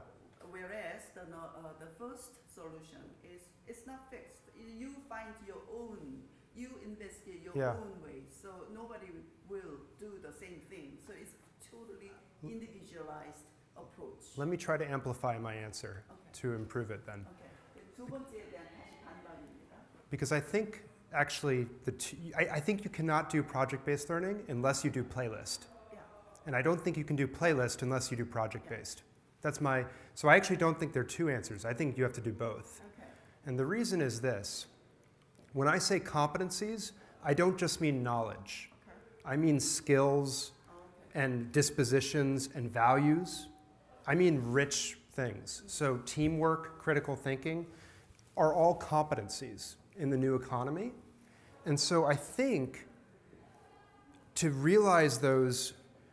So one of the biggest problems with project-based learning today, if we're being honest, is that students often don't learn anything when they do the project. They sort of do a project on the environment and they just say, oh, global warming bad, and they can get away with something. And they don't do the deep exploration because not every teacher is able to devote the time to keep asking the penetrating questions for every single student. The great thing about the e-learning is I have to learn this module. I'll go on my playlist. I can start to explore it. That doesn't quite make sense to me. I'm going to go into a different direction. I think I'm starting to get it. And now I have to synthesize it in a very deep project that makes bigger meaning out of not just that standard, but lots and lots of different competencies together. And so I think the blend, when I say factory-based, I think everyone marches at the same time. When I think competency, I think everyone is going different pathways to get to their meaning. But I do think that we cannot say that there is not 4 times 4 equals 16, or that there are ways to analyze facts, right? And so I can express it through a project, you can do a video, but I think you need both actually working in harmony to be able to realize this bigger vision. And just as an example, this is a station rotation model that I actually think is a pretty primitive form of blended learning. I think it's pretty primitive. I think it's actually still somewhat factory-based. But what you see happening is students are doing online instruction to take care of basic knowledge and skills. And then the teacher groups them in small group instruction so that they can have much smaller student-teacher ratio, maybe 1 to 8 students, so that they can have lots of dialogue and conversation. And then you have students over here who are doing project-based learning. And every single week or 2 weeks or whatever it makes sense for the project, the teacher can regroup based on the type of dynamic that they're trying to create in the group activities, based on what they're learning, students are actually understanding in the online assessments and things of that nature. So I guess I have a much broader view of what competencies mean. I don't just mean knowledge, because if we're just doing 4 times 4, that's not very interesting education. It's got to be a more collective. The conversation in education, I think, should be more yes and, not no but. So, does that make sense? I mean, you take the broader. I take broader. Yeah. 우리 보통 컴피턴스 베이스드 커리큘럼 이렇게 되면 교육 과정을 능력, 과학, 기술, 지식 이걸로 해서 이렇게 보통 이제 학습 목표 그럼 여기서 무엇을 할 수 있다 이런 그런 거 기반으로 해서 교육 과정을 짜는 걸 의미하는데 그냥간 지금 얘기하는 컴피턴스는 그거 말고도 훨씬 더 큰 거 우리가 오늘 하려고 했던 거 있었잖아요. 이모션이라든지 남에 대한 배려라든지 선호라든지 오늘 배우고자 했던 그런 그 non-cognitive skill들이죠. 그거를 다 합한 것을 competence라고 하는 거죠. 그래서 기본적으로 배워야 되는 그런 것들 있잖아요. 그런 거를 쫙 하고 플레이리스트라고 지금 설명하시는데 그거 하고 나서 그 위에서 프로젝트 베이스를 해야지 뭔가를 배우지. 그냥 프로젝트 베이스를 한다 그러면 시간 보내고 뭐 재미있네 뭐 이러고만 하고 실제로 hard learning 그거가 없대는 거예요. 그러니까 그 두 개를 같이 있어야 되는 거죠. You know what? The Korean learning, why Korean learning is so strong? We maybe not very active for project-based learning. We are very active and strong on a playlist learning. On the knowledge, yeah. Knowledge. So based on that, I am very with you in that approach. You should have a certain Balance. a Yes. certain amount of basic knowledge in order to make your project-based more meaningful, effective. Yeah, and I think So the it has to be both balanced. And I think the United States is on the other side of it. We have no knowledge and lots of project-based and discussion. And Korea has too much knowledge. And my favorite school in the entire world is in California. It's called Summit Public Schools, and they use the flex model, where students move flexibly and fluidly between different learning activities depending on what they need. And they have an hour each morning where students have personalized learning time. They just learn on the computer on their playlists. And then they have an hour each day where they just have to do quiet reading, because students don't get enough time to read in America. And then the rest of the day is all project-based learning. The rest of the school day is all project-based learning. And what they found is that in the playlists time, they actually built their own LMS. It's really interesting. For the playlists. They realized students can learn much faster than we give them credit for in basic knowledge and skills, and then they give them so much more time to apply it in these deep projects, which then motivates people to learn more knowledge because they realize that it has relevance to the real world. And it's just like a really good circle. And I think America only does the soft stuff, and maybe Korea only does the hard stuff. So, what I'm really scared of is a lot of schools in America, anyway, are setting up e-learning labs where students just come in and like click through multiple choice stuff, and it's like, it's terrible. And it is not student-centered, it is not personalized, it's not like you would get with a tutor. In some ways, I wish my book had been called For Every Child a Tutor. And it's terrible. And so I think that is a possibility if educators do not shape it and policymakers do not put wise policies that say focus on the outcomes, but let's free up educators to come up with different ways with different children. No. Sorry, really good questions, though. Tough questions, but they're the right questions. If we don't ask them, we won't figure this out. 또 다른 질문? 네. 교사 입장에서 봤을 때 한국의 교사가 무능해서 온라인 교육이 활성화가 되지는 않는 것 같아요. 왜냐면은 그 학교 현장에 있다 보면은 온라인 교육을 하고 싶어도 사실은 도와줄 수 있는 그런 각 영역의 전문가들이 많이 부족하거든요. 근데 아까 이제 그 PPT 자료화면에서 그런 각 영역의 전문 사람들이 교사를 도와주면 교사가 좀 더 효과적으로 될 수 있다고 했는데 그러면은 미국에서는 실제로 그렇게 교사를 도와줄 수 있는 그런 전문 기관이라든지 그런 시스템이 갖춰져 있는지 한번 한국 교육하고 비교해서 물어보고 싶거든요. She's a teacher, Uh, and her question is that she wishes to be a teacher to use online learning effectively. Now, on your PowerPoint material, the teacher has the backup resources. Now, 그래서 미국 교사들도 한다 이런. 실제로 어떤 지원 체제 속에서 미국 교사들이 온라인 교육을 효과적으로 할 수 있는지. So, what is the supporting system to Yeah. for teachers in the States? So when I think about where this could go wrong, this is one of the places because there's not enough support yet for teachers to do this, to be honest. I'm worried about three things mainly. One is our assessments, I think, are not helpful. Two, I think our policies still reward what we call seat time in the United States. I don't know if you have this in Korea. We pay schools based on the minutes students sit in seats, regardless of what they do. That's how we fund schools in the United States. And then the third is teacher preparation for this. These are the three biggest worries I have. So not much is the answer.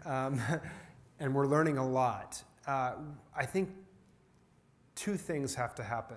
One, we need to create personalized learning systems for teachers. So wherever they start to struggle with something, they can get help for whatever their problem is, rather than the way professional development typically works, which is, I think in Korea, the government says, you will learn this, and then someone who wrote a book like me comes in and speaks at you, and it's not actually very useful. And so maybe you grade homework in the back of the room secretly. What you need is both, I think personalized learning networks or communities are starting to come up in Korea. I think you need avenues to be able to network with other teachers and be able to pull your own playlists of resources, not just knowledge, but resources that help you be effective in wherever you're struggling at any time. So that's one thing I think that needs to happen. The second thing, so just to explain this slide, this is in a school in Detroit, Michigan, that created a flex model of blended learning, and they destroyed all the classrooms. They created a big open learning space for students. So they have maybe 120 students in a room. And they said, instead of having one teacher, we'll give each teacher, we'll let them focus on what they like to do. So they realized some teachers really like to be the content expert. They don't really like to, sit down with the kid and ask what's wrong today. They want to just tell you answers. Okay. So we'll have one content expert for the entire 120 students. And whenever you have a question you don't understand, you can go ask that person. Then they have the mentor learning coach. They have a lot of these. These are the people who really want to tutor students, who motivate them, and they're constantly walking around the learning room, and they see you're struggling, and they say, what's wrong? Stay at it, And then they say, okay, gee, and then let's help you figure that problem out, and so forth. Then they have project-based learning leader. And these are educators who are really focused on creating rich projects that help the community. So in this school, it's focused on healthcare. And so the students do project-based learning that works with their local hospitals to apply what they're learning in richer projects, right? And so these people help mentor and create those projects. And then the last one is caseworker. They actually have a different name for this, but I didn't like their name, so I called it this. But caseworker, so we know many students fall behind or struggle not because they're not smart enough, but because of non-academic problems. So mom and dad had a fight last night. I didn't eat breakfast this morning. I'm sick. I have a toothache, whatever it might, right? Students struggle to learn for lots of different reasons that are not cognitive. And so this person sort of goes around and helps that.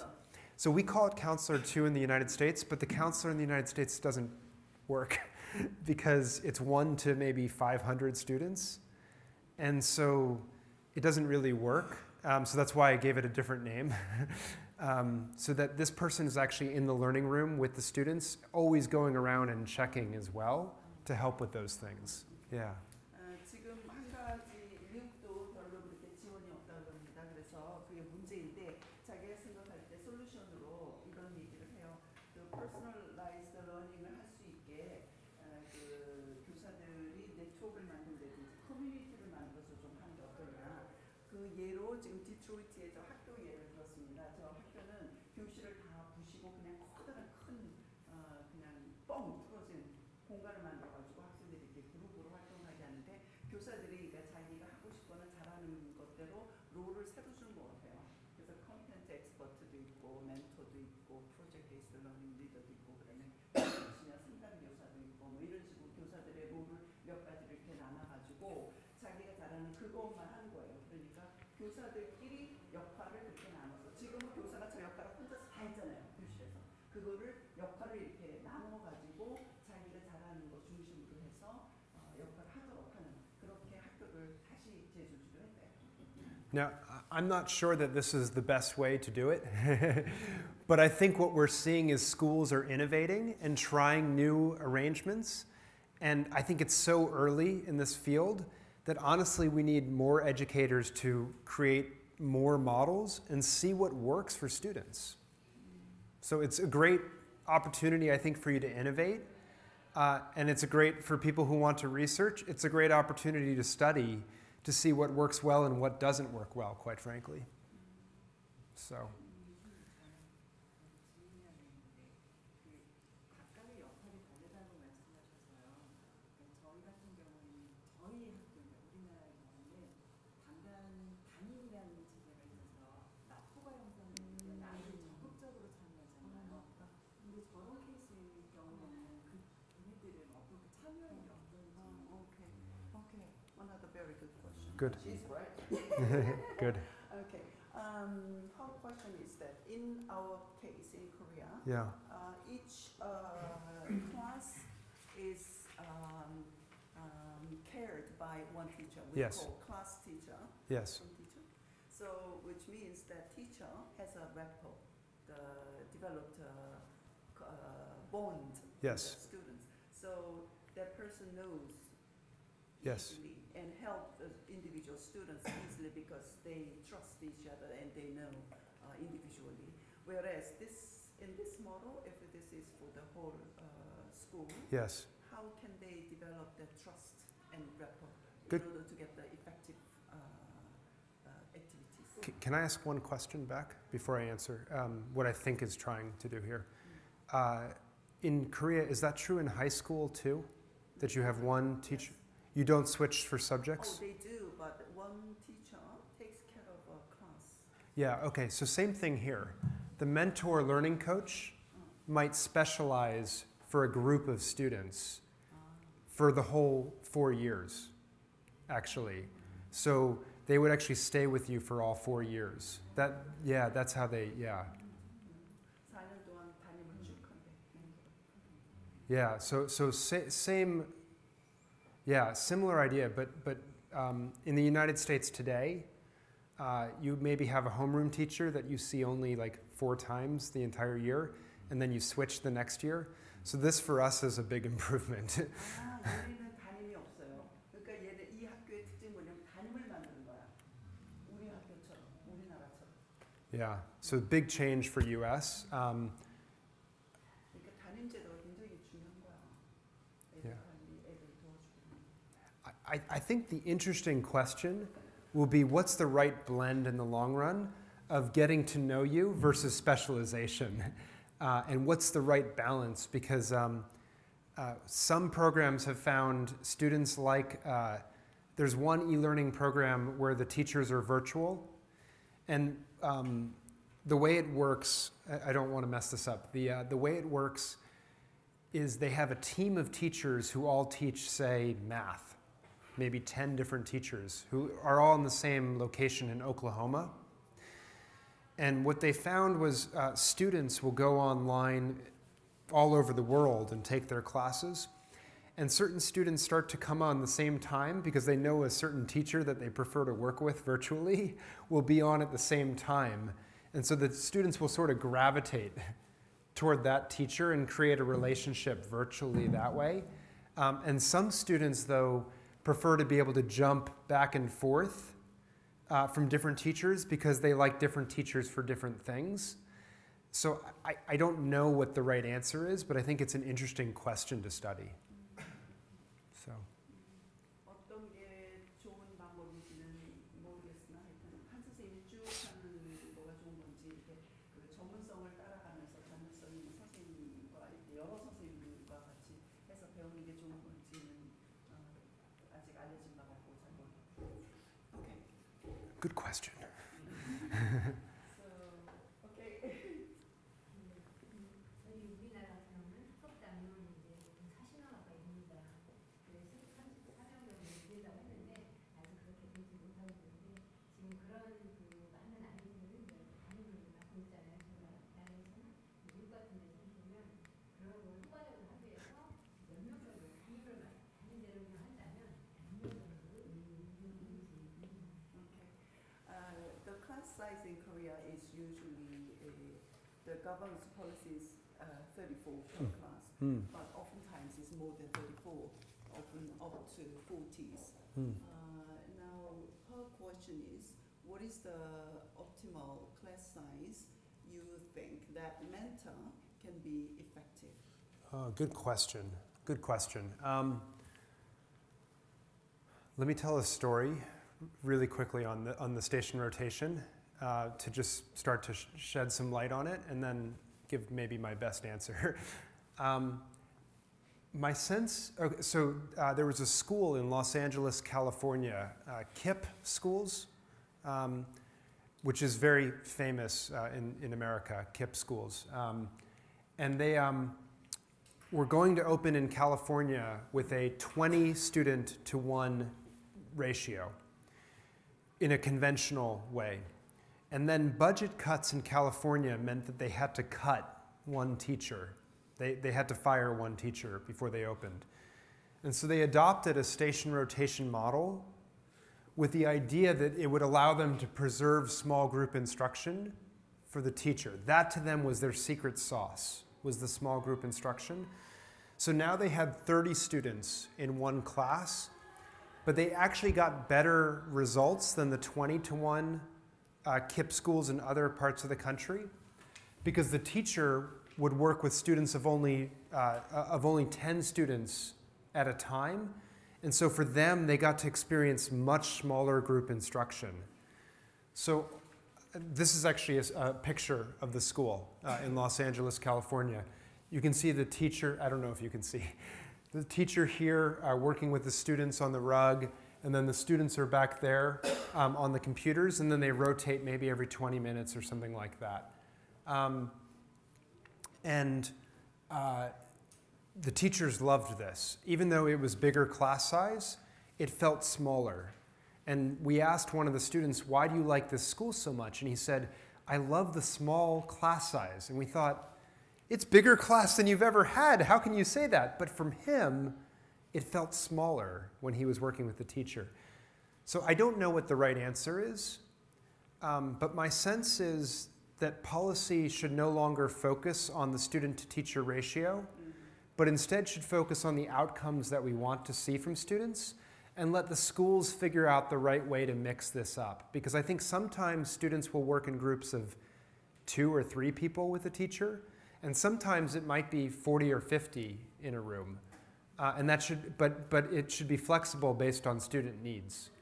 클래스 사이즈가 뭐가 가장 좋은 것이라고 이렇게 얘기를 할 수가 없습니다. 근데 이제 여기서 예를 들면 보통 한 교실에 20명씩 있었던 학교인데 어제까지 있어서 조사를 해보았어요. 그래서 한 교실에 30명이 됐어요. 그런데 그 안에서 활동하는 거는 그 10명 전에는 20명 다 갖고 있었는데 10명을 한 번에 하는 식으로 해서 그 활동을 로테이션을 했는데 훨씬 아웃감이 더 잘 나왔어요. 그러니까 클래스 사이즈보다 더 중요한 거는 이거 그 그룹 액티비티를 할 적에 몇 명을 데리고 하느냐 하는 게 더 중요한 것 같아요. 그래서 학생들이 너 왜 학교 가는 걸 이렇게 좋아하냐 하니까 클래스가 너무 작아서 클래스 사이즈가 작아서 좋다. 실제로는 더 커졌는데 그렇게 느낀대요.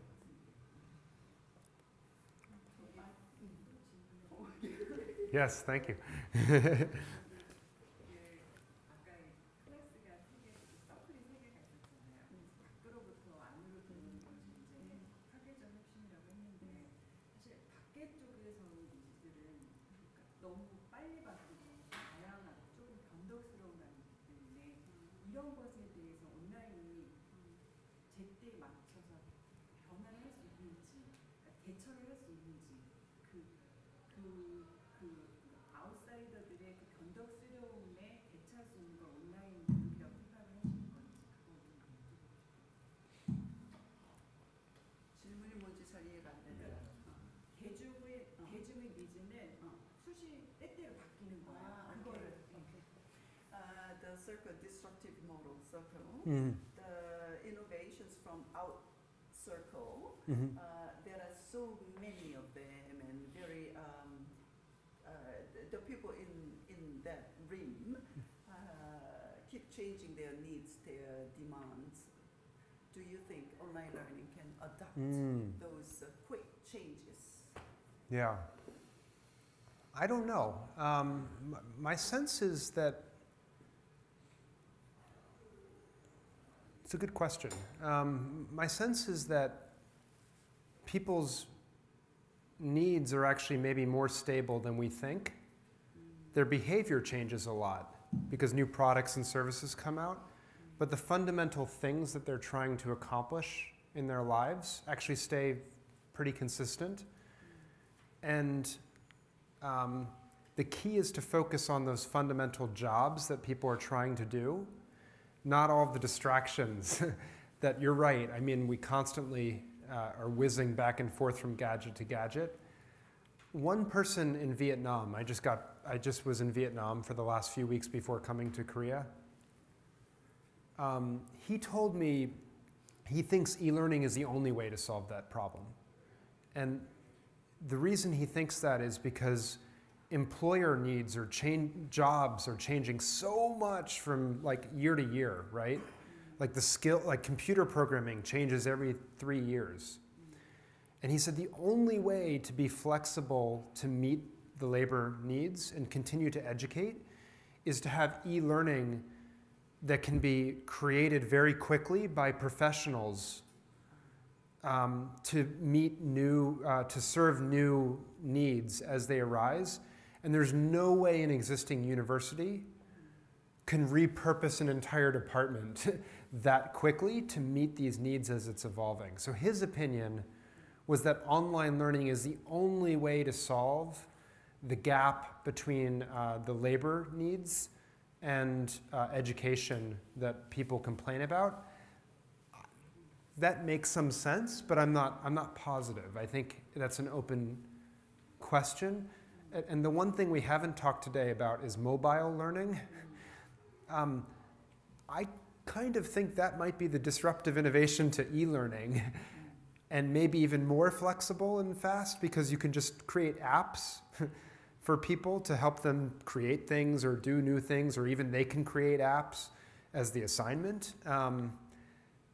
And I wonder if that actually will be the even bigger solution in the long run, especially as we think about developing economies. I don't know, but it's a question I have. 그 밖에 있는 사람들의 많은 변화, 변덕 뭐 이런 그것을 다 맞추는 거가 어떤 그 고정된 기관에서에게는 힘이 드니까 오히려 이제 전문가들이 그 각각의 변덕에 맞는 전문가들은 또 있을 거아니에요. 그 사람들이 만들어서 온라인으로 이렇게 해주면 더 쉽게 적응을 하지 않겠냐 하는 게 그 베트남에서 자기가 배운 이야기를 했어요. I can tell you what, oh yeah, go ahead. 그런데 그런 e-learning보다 지금 앞으로 더 파괴력이 있을 거라고 좀 생각하거든요. 모바일 러닝. I can tell you one more theory or story if you think that would be helpful to this question, but only it's 10 minutes, so only if you, only if there are no other questions. Is that okay? So one of the questions we had was why do so many new products and services that companies launch fail when they launch? So 75% of new products fail when they are launched into the market. And our answer has been that the problem is that the way companies segment the world dooms them to failure. So if I'm a company, Samsung or someone like that, I segment the world by product category or by customer demographic. Meaning, in the car industry, I'll have small subcompact cars, compact SUVs, minivans, and then I'll say white males age 35 to 49, Korean males age 35 to 49 with or without kids, etc. And I'll say, oh, I have this percentage of that demographic for this segment, whereas my competitor has this percentage. I don't know if you want to translate that. 지금 보통 이제 프로덕트가 나온 회사들이 처음에 나온 거가 한 70% 정도가 망한대요.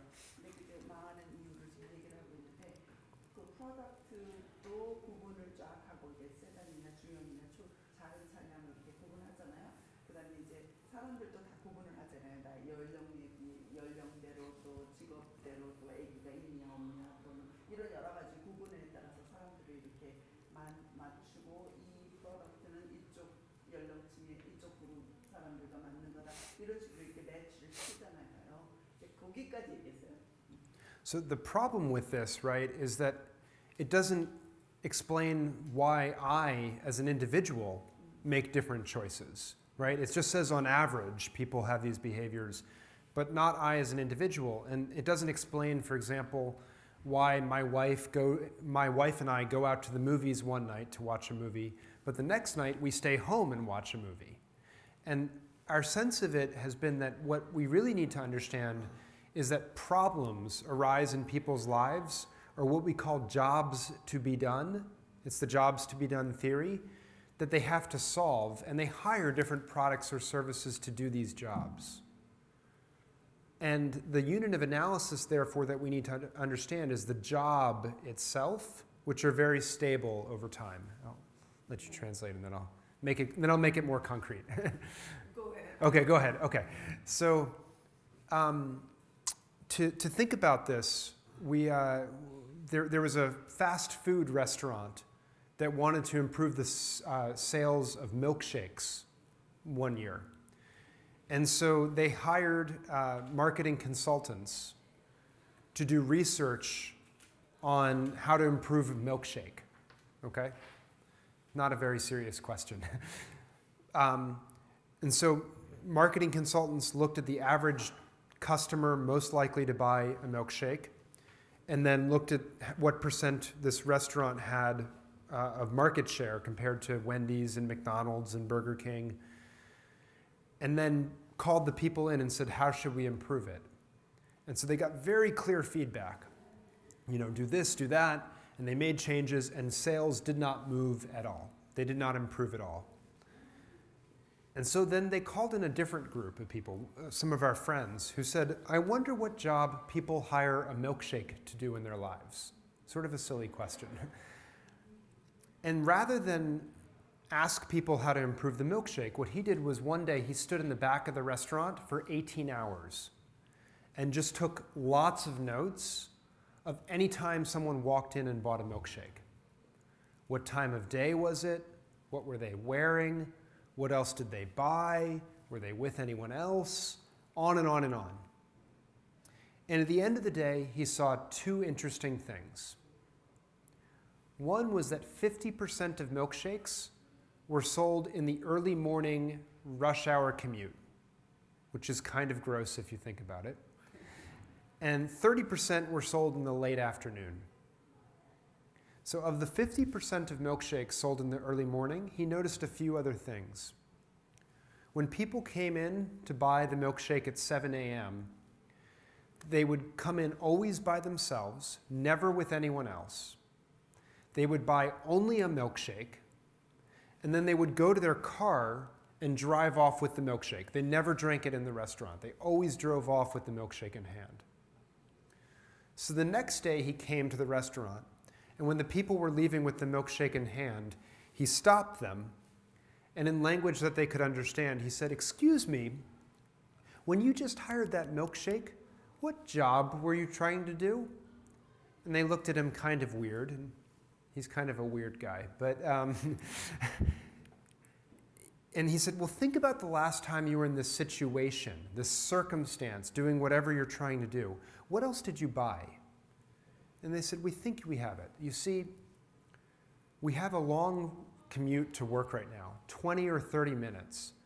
And to be honest with you, we're not actually starving right now. We're not that hungry. But we know if we don't put something in our stomach, we'll be starving by 9 or 9:30.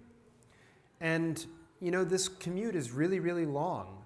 So we just sort of want something to keep ourselves occupied and interested so we don't fall asleep. And so, you know, last week we hired bagels to do this job. But take it from me, bagels don't do the job well at all. Because bagels are kind of dry and they don't taste very good. And to make them taste good, you have to spread cream cheese or jam on them. And if you're doing that, you start driving with your knees, and then if the cell phone rings, you got big problems. They hired donuts once. But donuts were actually really bad too, because they had to lie to their wife about donuts. And it wasn't a believable lie because the steering wheel was so gummy and sticky afterwards, right? So they were discovered. They actually hired bananas once, but that was actually the worst thing of all because the banana took only 30 seconds to eat, and then they were bored for the entire drive.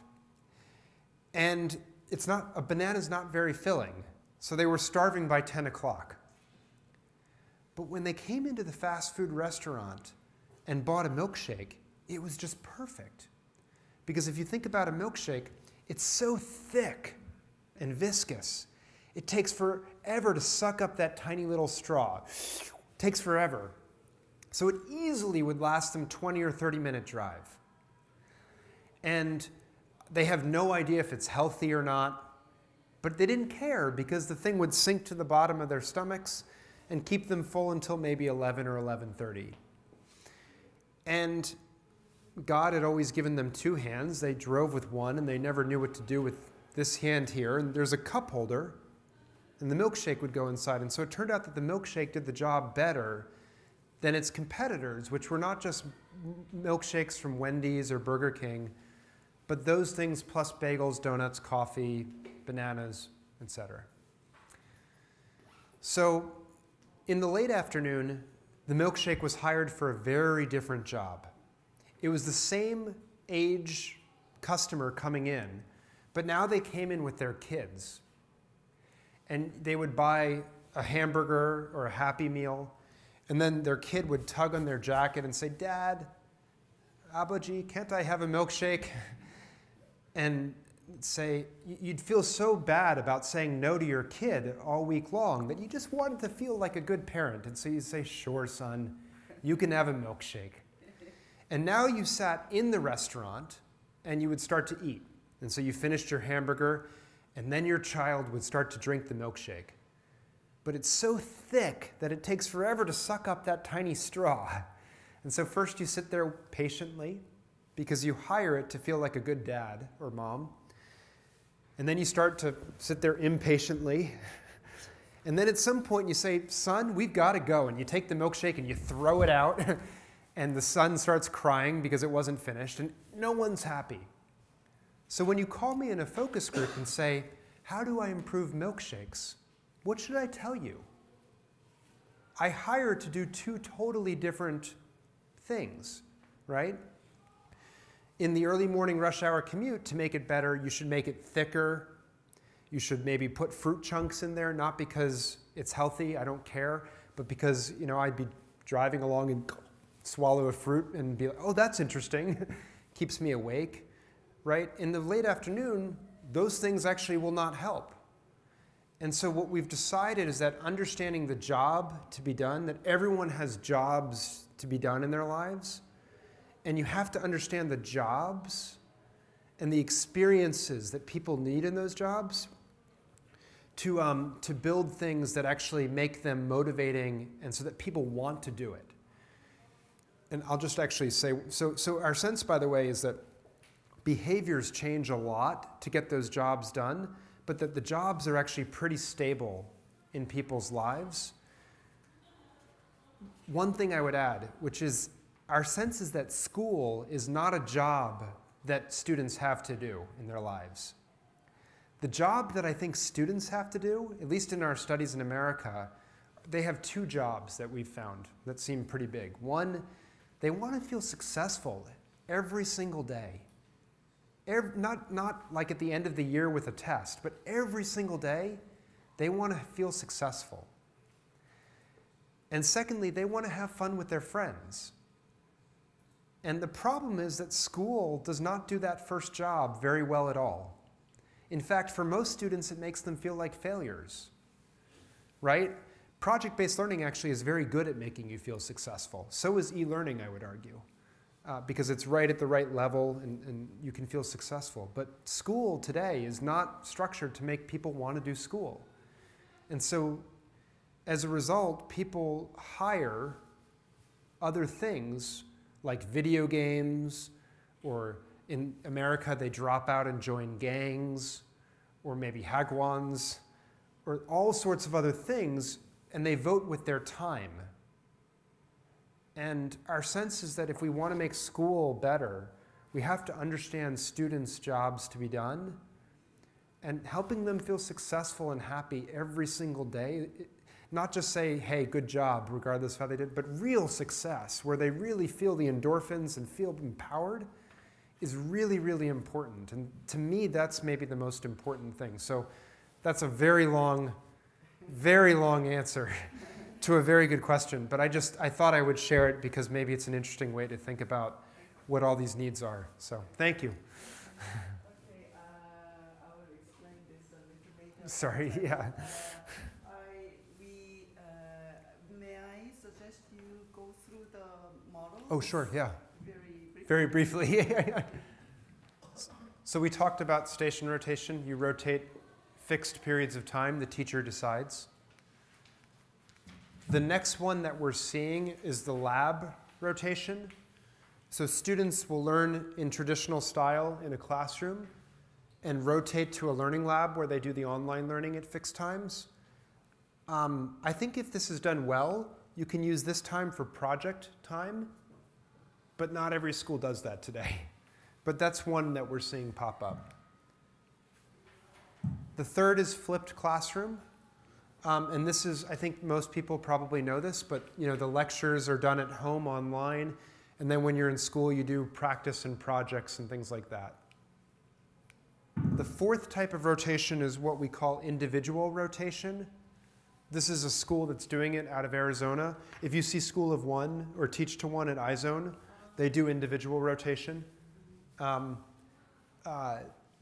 So in Carpe Diem, there's a huge learning lab, and every student has their individual office that they decorate based on what they want to be when they grow up. It's kind of cool. One student, though, said he wanted to be a Walmart greeter, like greeter at eMart. So when you walk in, like, hi. And so they took the student to Walmart to maybe think, what do you like about this job, and then suggest other jobs. But yeah. And then around the perimeter are all these breakout rooms, like glassed off rooms, where students rotate at every 35 minutes to different activities. What's different about individual rotation from station rotation is that you don't have to rotate through every single one. Say the teacher decides, oh, you need 3 periods in a row to do your group project, then you just stay doing group project for the whole day. Everyone has an individual, I would call playlist, but maybe better terminology is individual schedule or something like that, depending on what you need. So lots of time for group projects, if that's what you need, lots of time for seminar, whatever it is. This is what it looks like, and this is what teachers are doing. They're literally rotating around, working, and then you know, in the breakout rooms, they're working with individual students. So this is the flex model, very similar to individual rotation.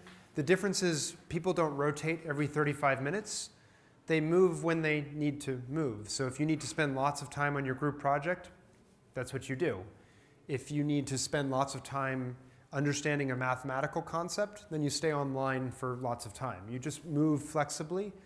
So some schools are setting up breakout rooms, and then they have social areas for peer tutoring, so you can tutor with students.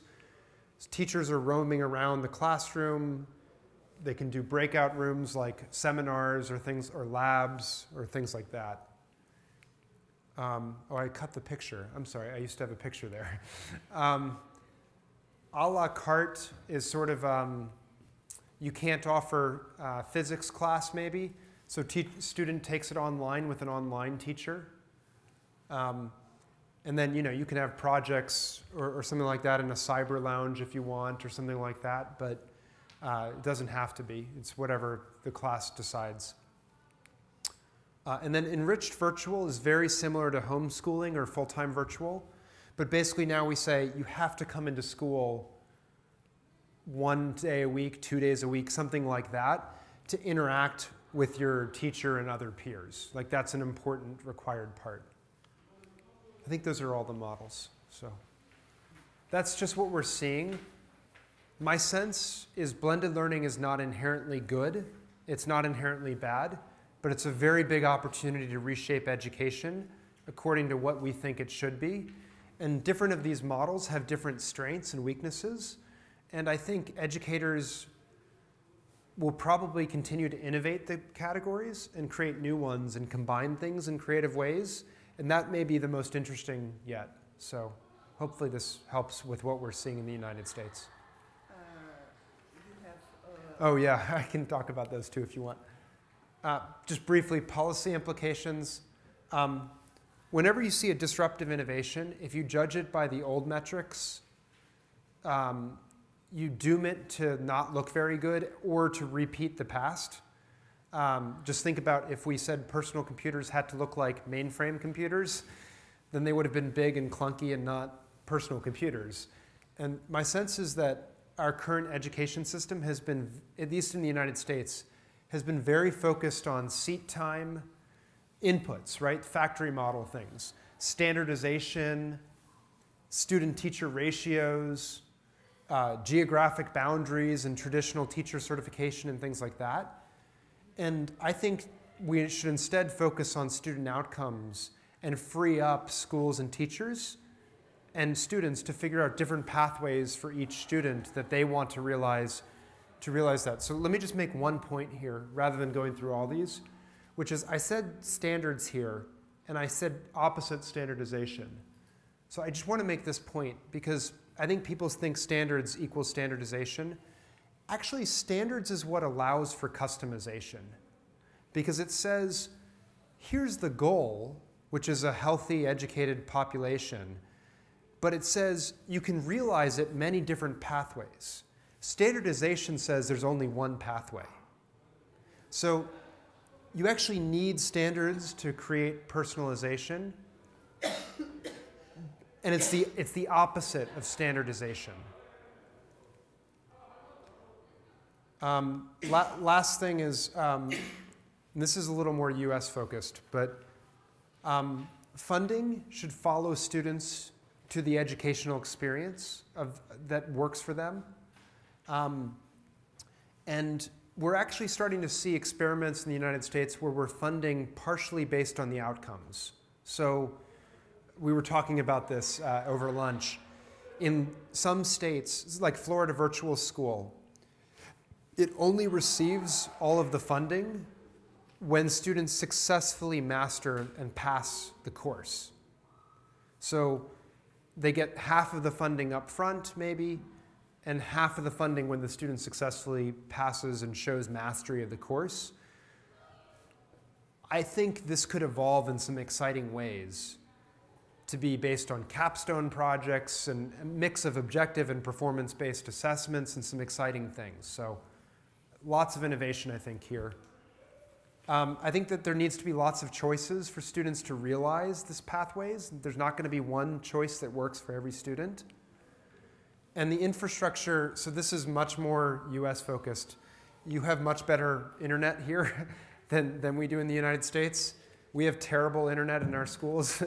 The assessments need to be on demand, meaning whenever I'm ready to show mastery of concepts, I should be able to show mastery. I shouldn't have to wait till a particular day in June to show it. I should be able to show it and I don't have to show all. I can maybe show it through a project to demonstrate many standards, or maybe an objective assessment for math. Whatever the competency or skill or value is that I'm trying to show, I should be able to show whenever I feel I've mastered, which creates transparent student level data. Really quickly, how do we dive in? I'm going to be very quickly on this. So don't start with blended learning when you want to do blended learning. Start with what problem are you trying to solve, or what outcome do you want for your students? Start with the outcome first, and then work backwards. And then identify measurable outcomes, meaning how would you know that a student has been successful in the goal you have for them? Organize the team. So who do you want, the different educators? Who do you need to help this implement this? Sorry, I'm going to skip this one actually, just because it's confusing for now. But it's just a longer story. And then you start to design the blended learning model itself.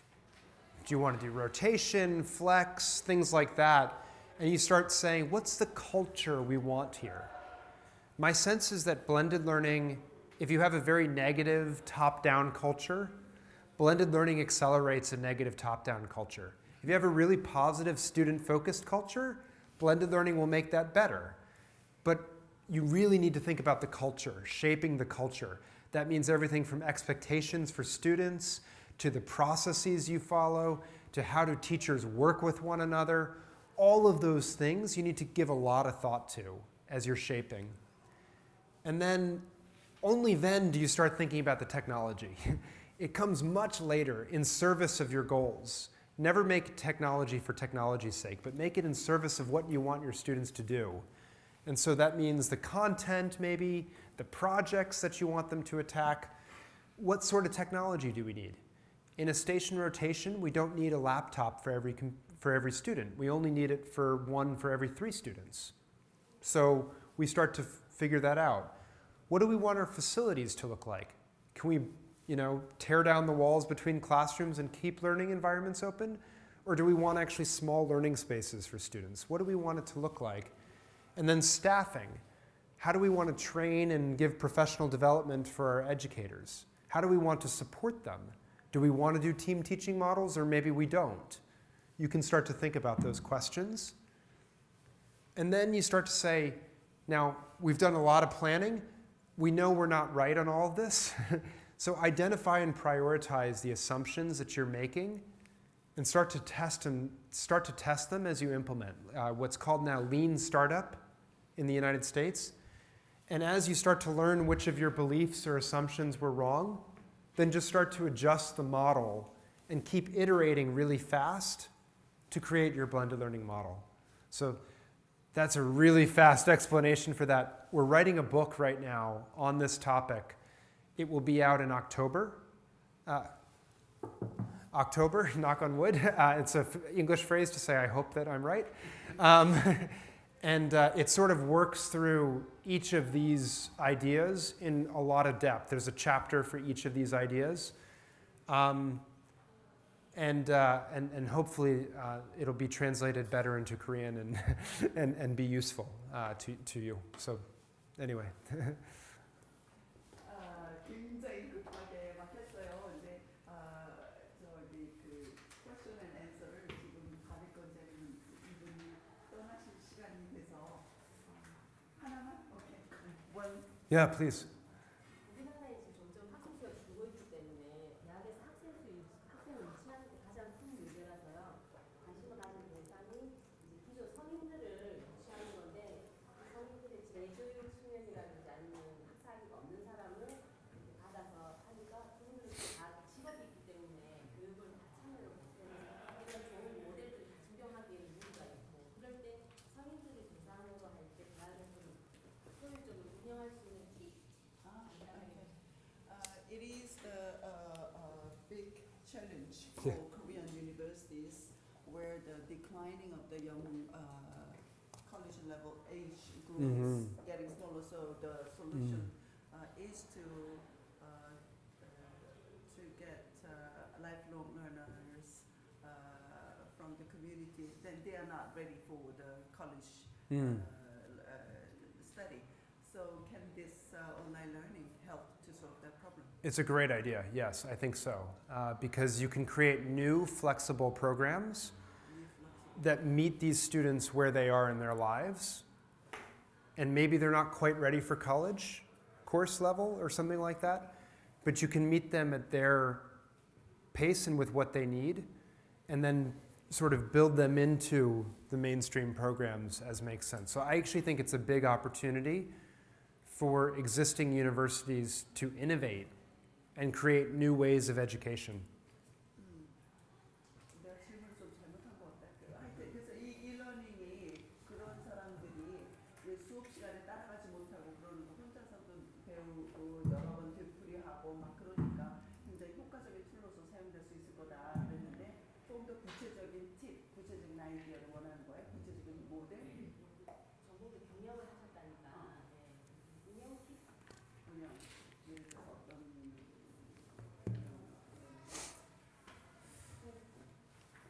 현실은 지금 그냥 입학생만 받아서 온라인만 돌리니까 교육도 질도 떨어지고 그래서 그냥 학생하기만 위해서 이루어지고 있는데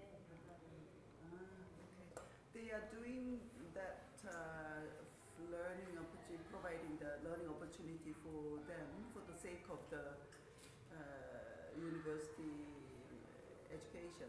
But can you give more tips for how to continue their life career path or continuing their job after the graduation? Yeah, I think I understand. So my sense is that in the future, college will not be a place that you come for. It will not just be a destination that you come for 4 years and then you never come to again, but instead will be a place that you keep coming back to in your career for lifelong learning. And so my advice would be to throw out, to discard our assumptions around what it means to be for a degree or a credential and create smaller credentials that can be attained faster so that people can keep coming back in affordable chunks to get credentials that help them, credentials and knowledge that help them keep progressing in their career as they move along. Because I think flexible and more nimble is really important. So my tip would be create a separate team outside of the traditional departmental structure that has the freedom to rethink all of the processes and ways of creating educational programs so that you don't replicate the mainstream ones for this population that needs something very different.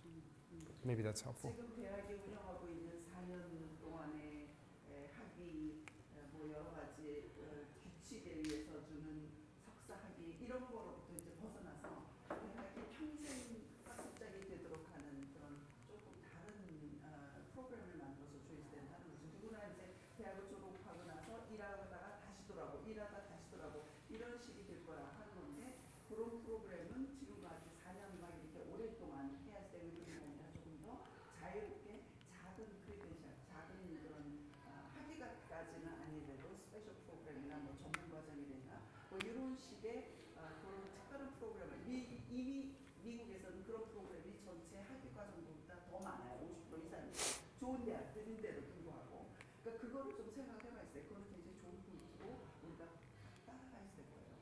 제가 잠깐 Many questions. Good. 생각은 아니고요. 잠깐 그냥 설명인데 한국 방송통신대학에 딱 브랜디드 러닝이라는 프로그램이 있습니다. 그래서 어느 오프라인을 해가지고 경기기도 보도하는 음식이 보고 맞아요. 그러니까 이제 그런 방법들은 많이 있는데 이제 그거를 이렇게 뭐 서티피케이트 주고 뭐 이러는 거로 그런 전문 과정으로 만드는 거 그런 것들은 좀 생각해보세요. 그게 굉장히 미국에서 많이 되더라고요. 이렇게. Question.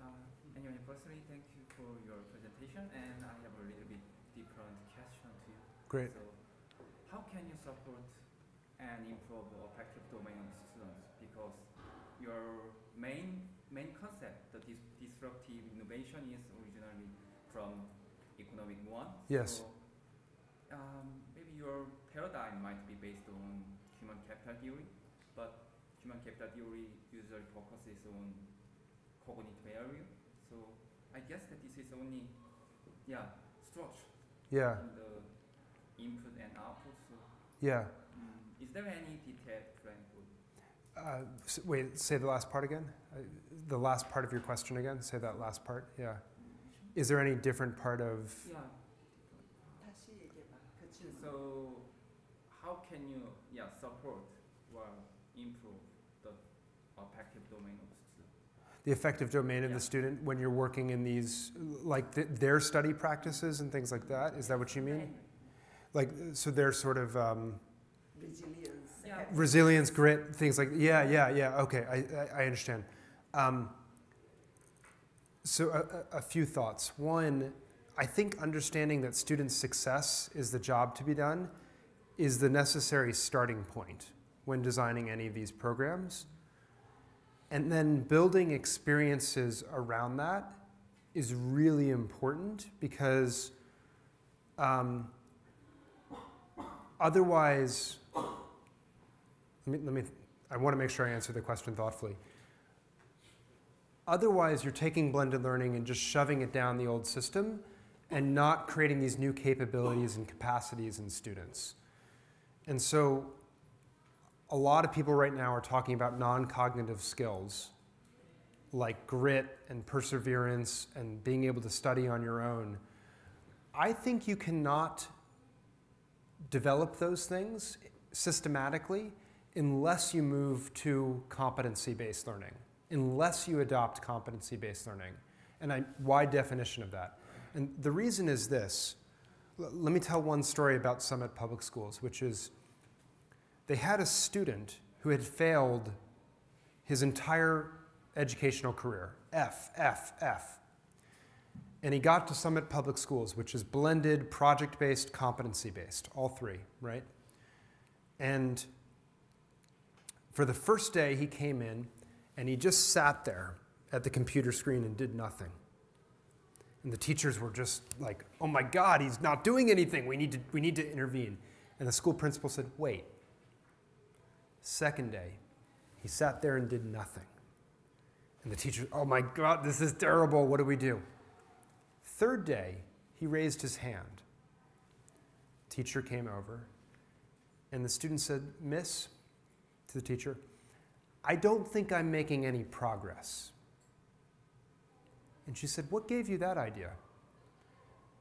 Thinking, oh my God, the guy's only gotten Fs in his entire career. He's never studied. And now he realizes he's not making progress. And the student said, well, so in the old system, I used to come, in the old school, I came to class and I would sit down and the teacher would talk, and then I would go home and the next day I would come in and the teacher would talk about something different. But now when I come in, unless I do something, nothing changes. I don't make progress.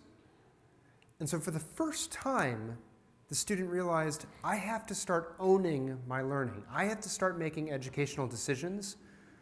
I do not move forward unless I work. And so the old factory model system has sent the signal to every student that how hard you work, grit, perseverance, doesn't matter. Because tomorrow will be a new day and you'll do something else.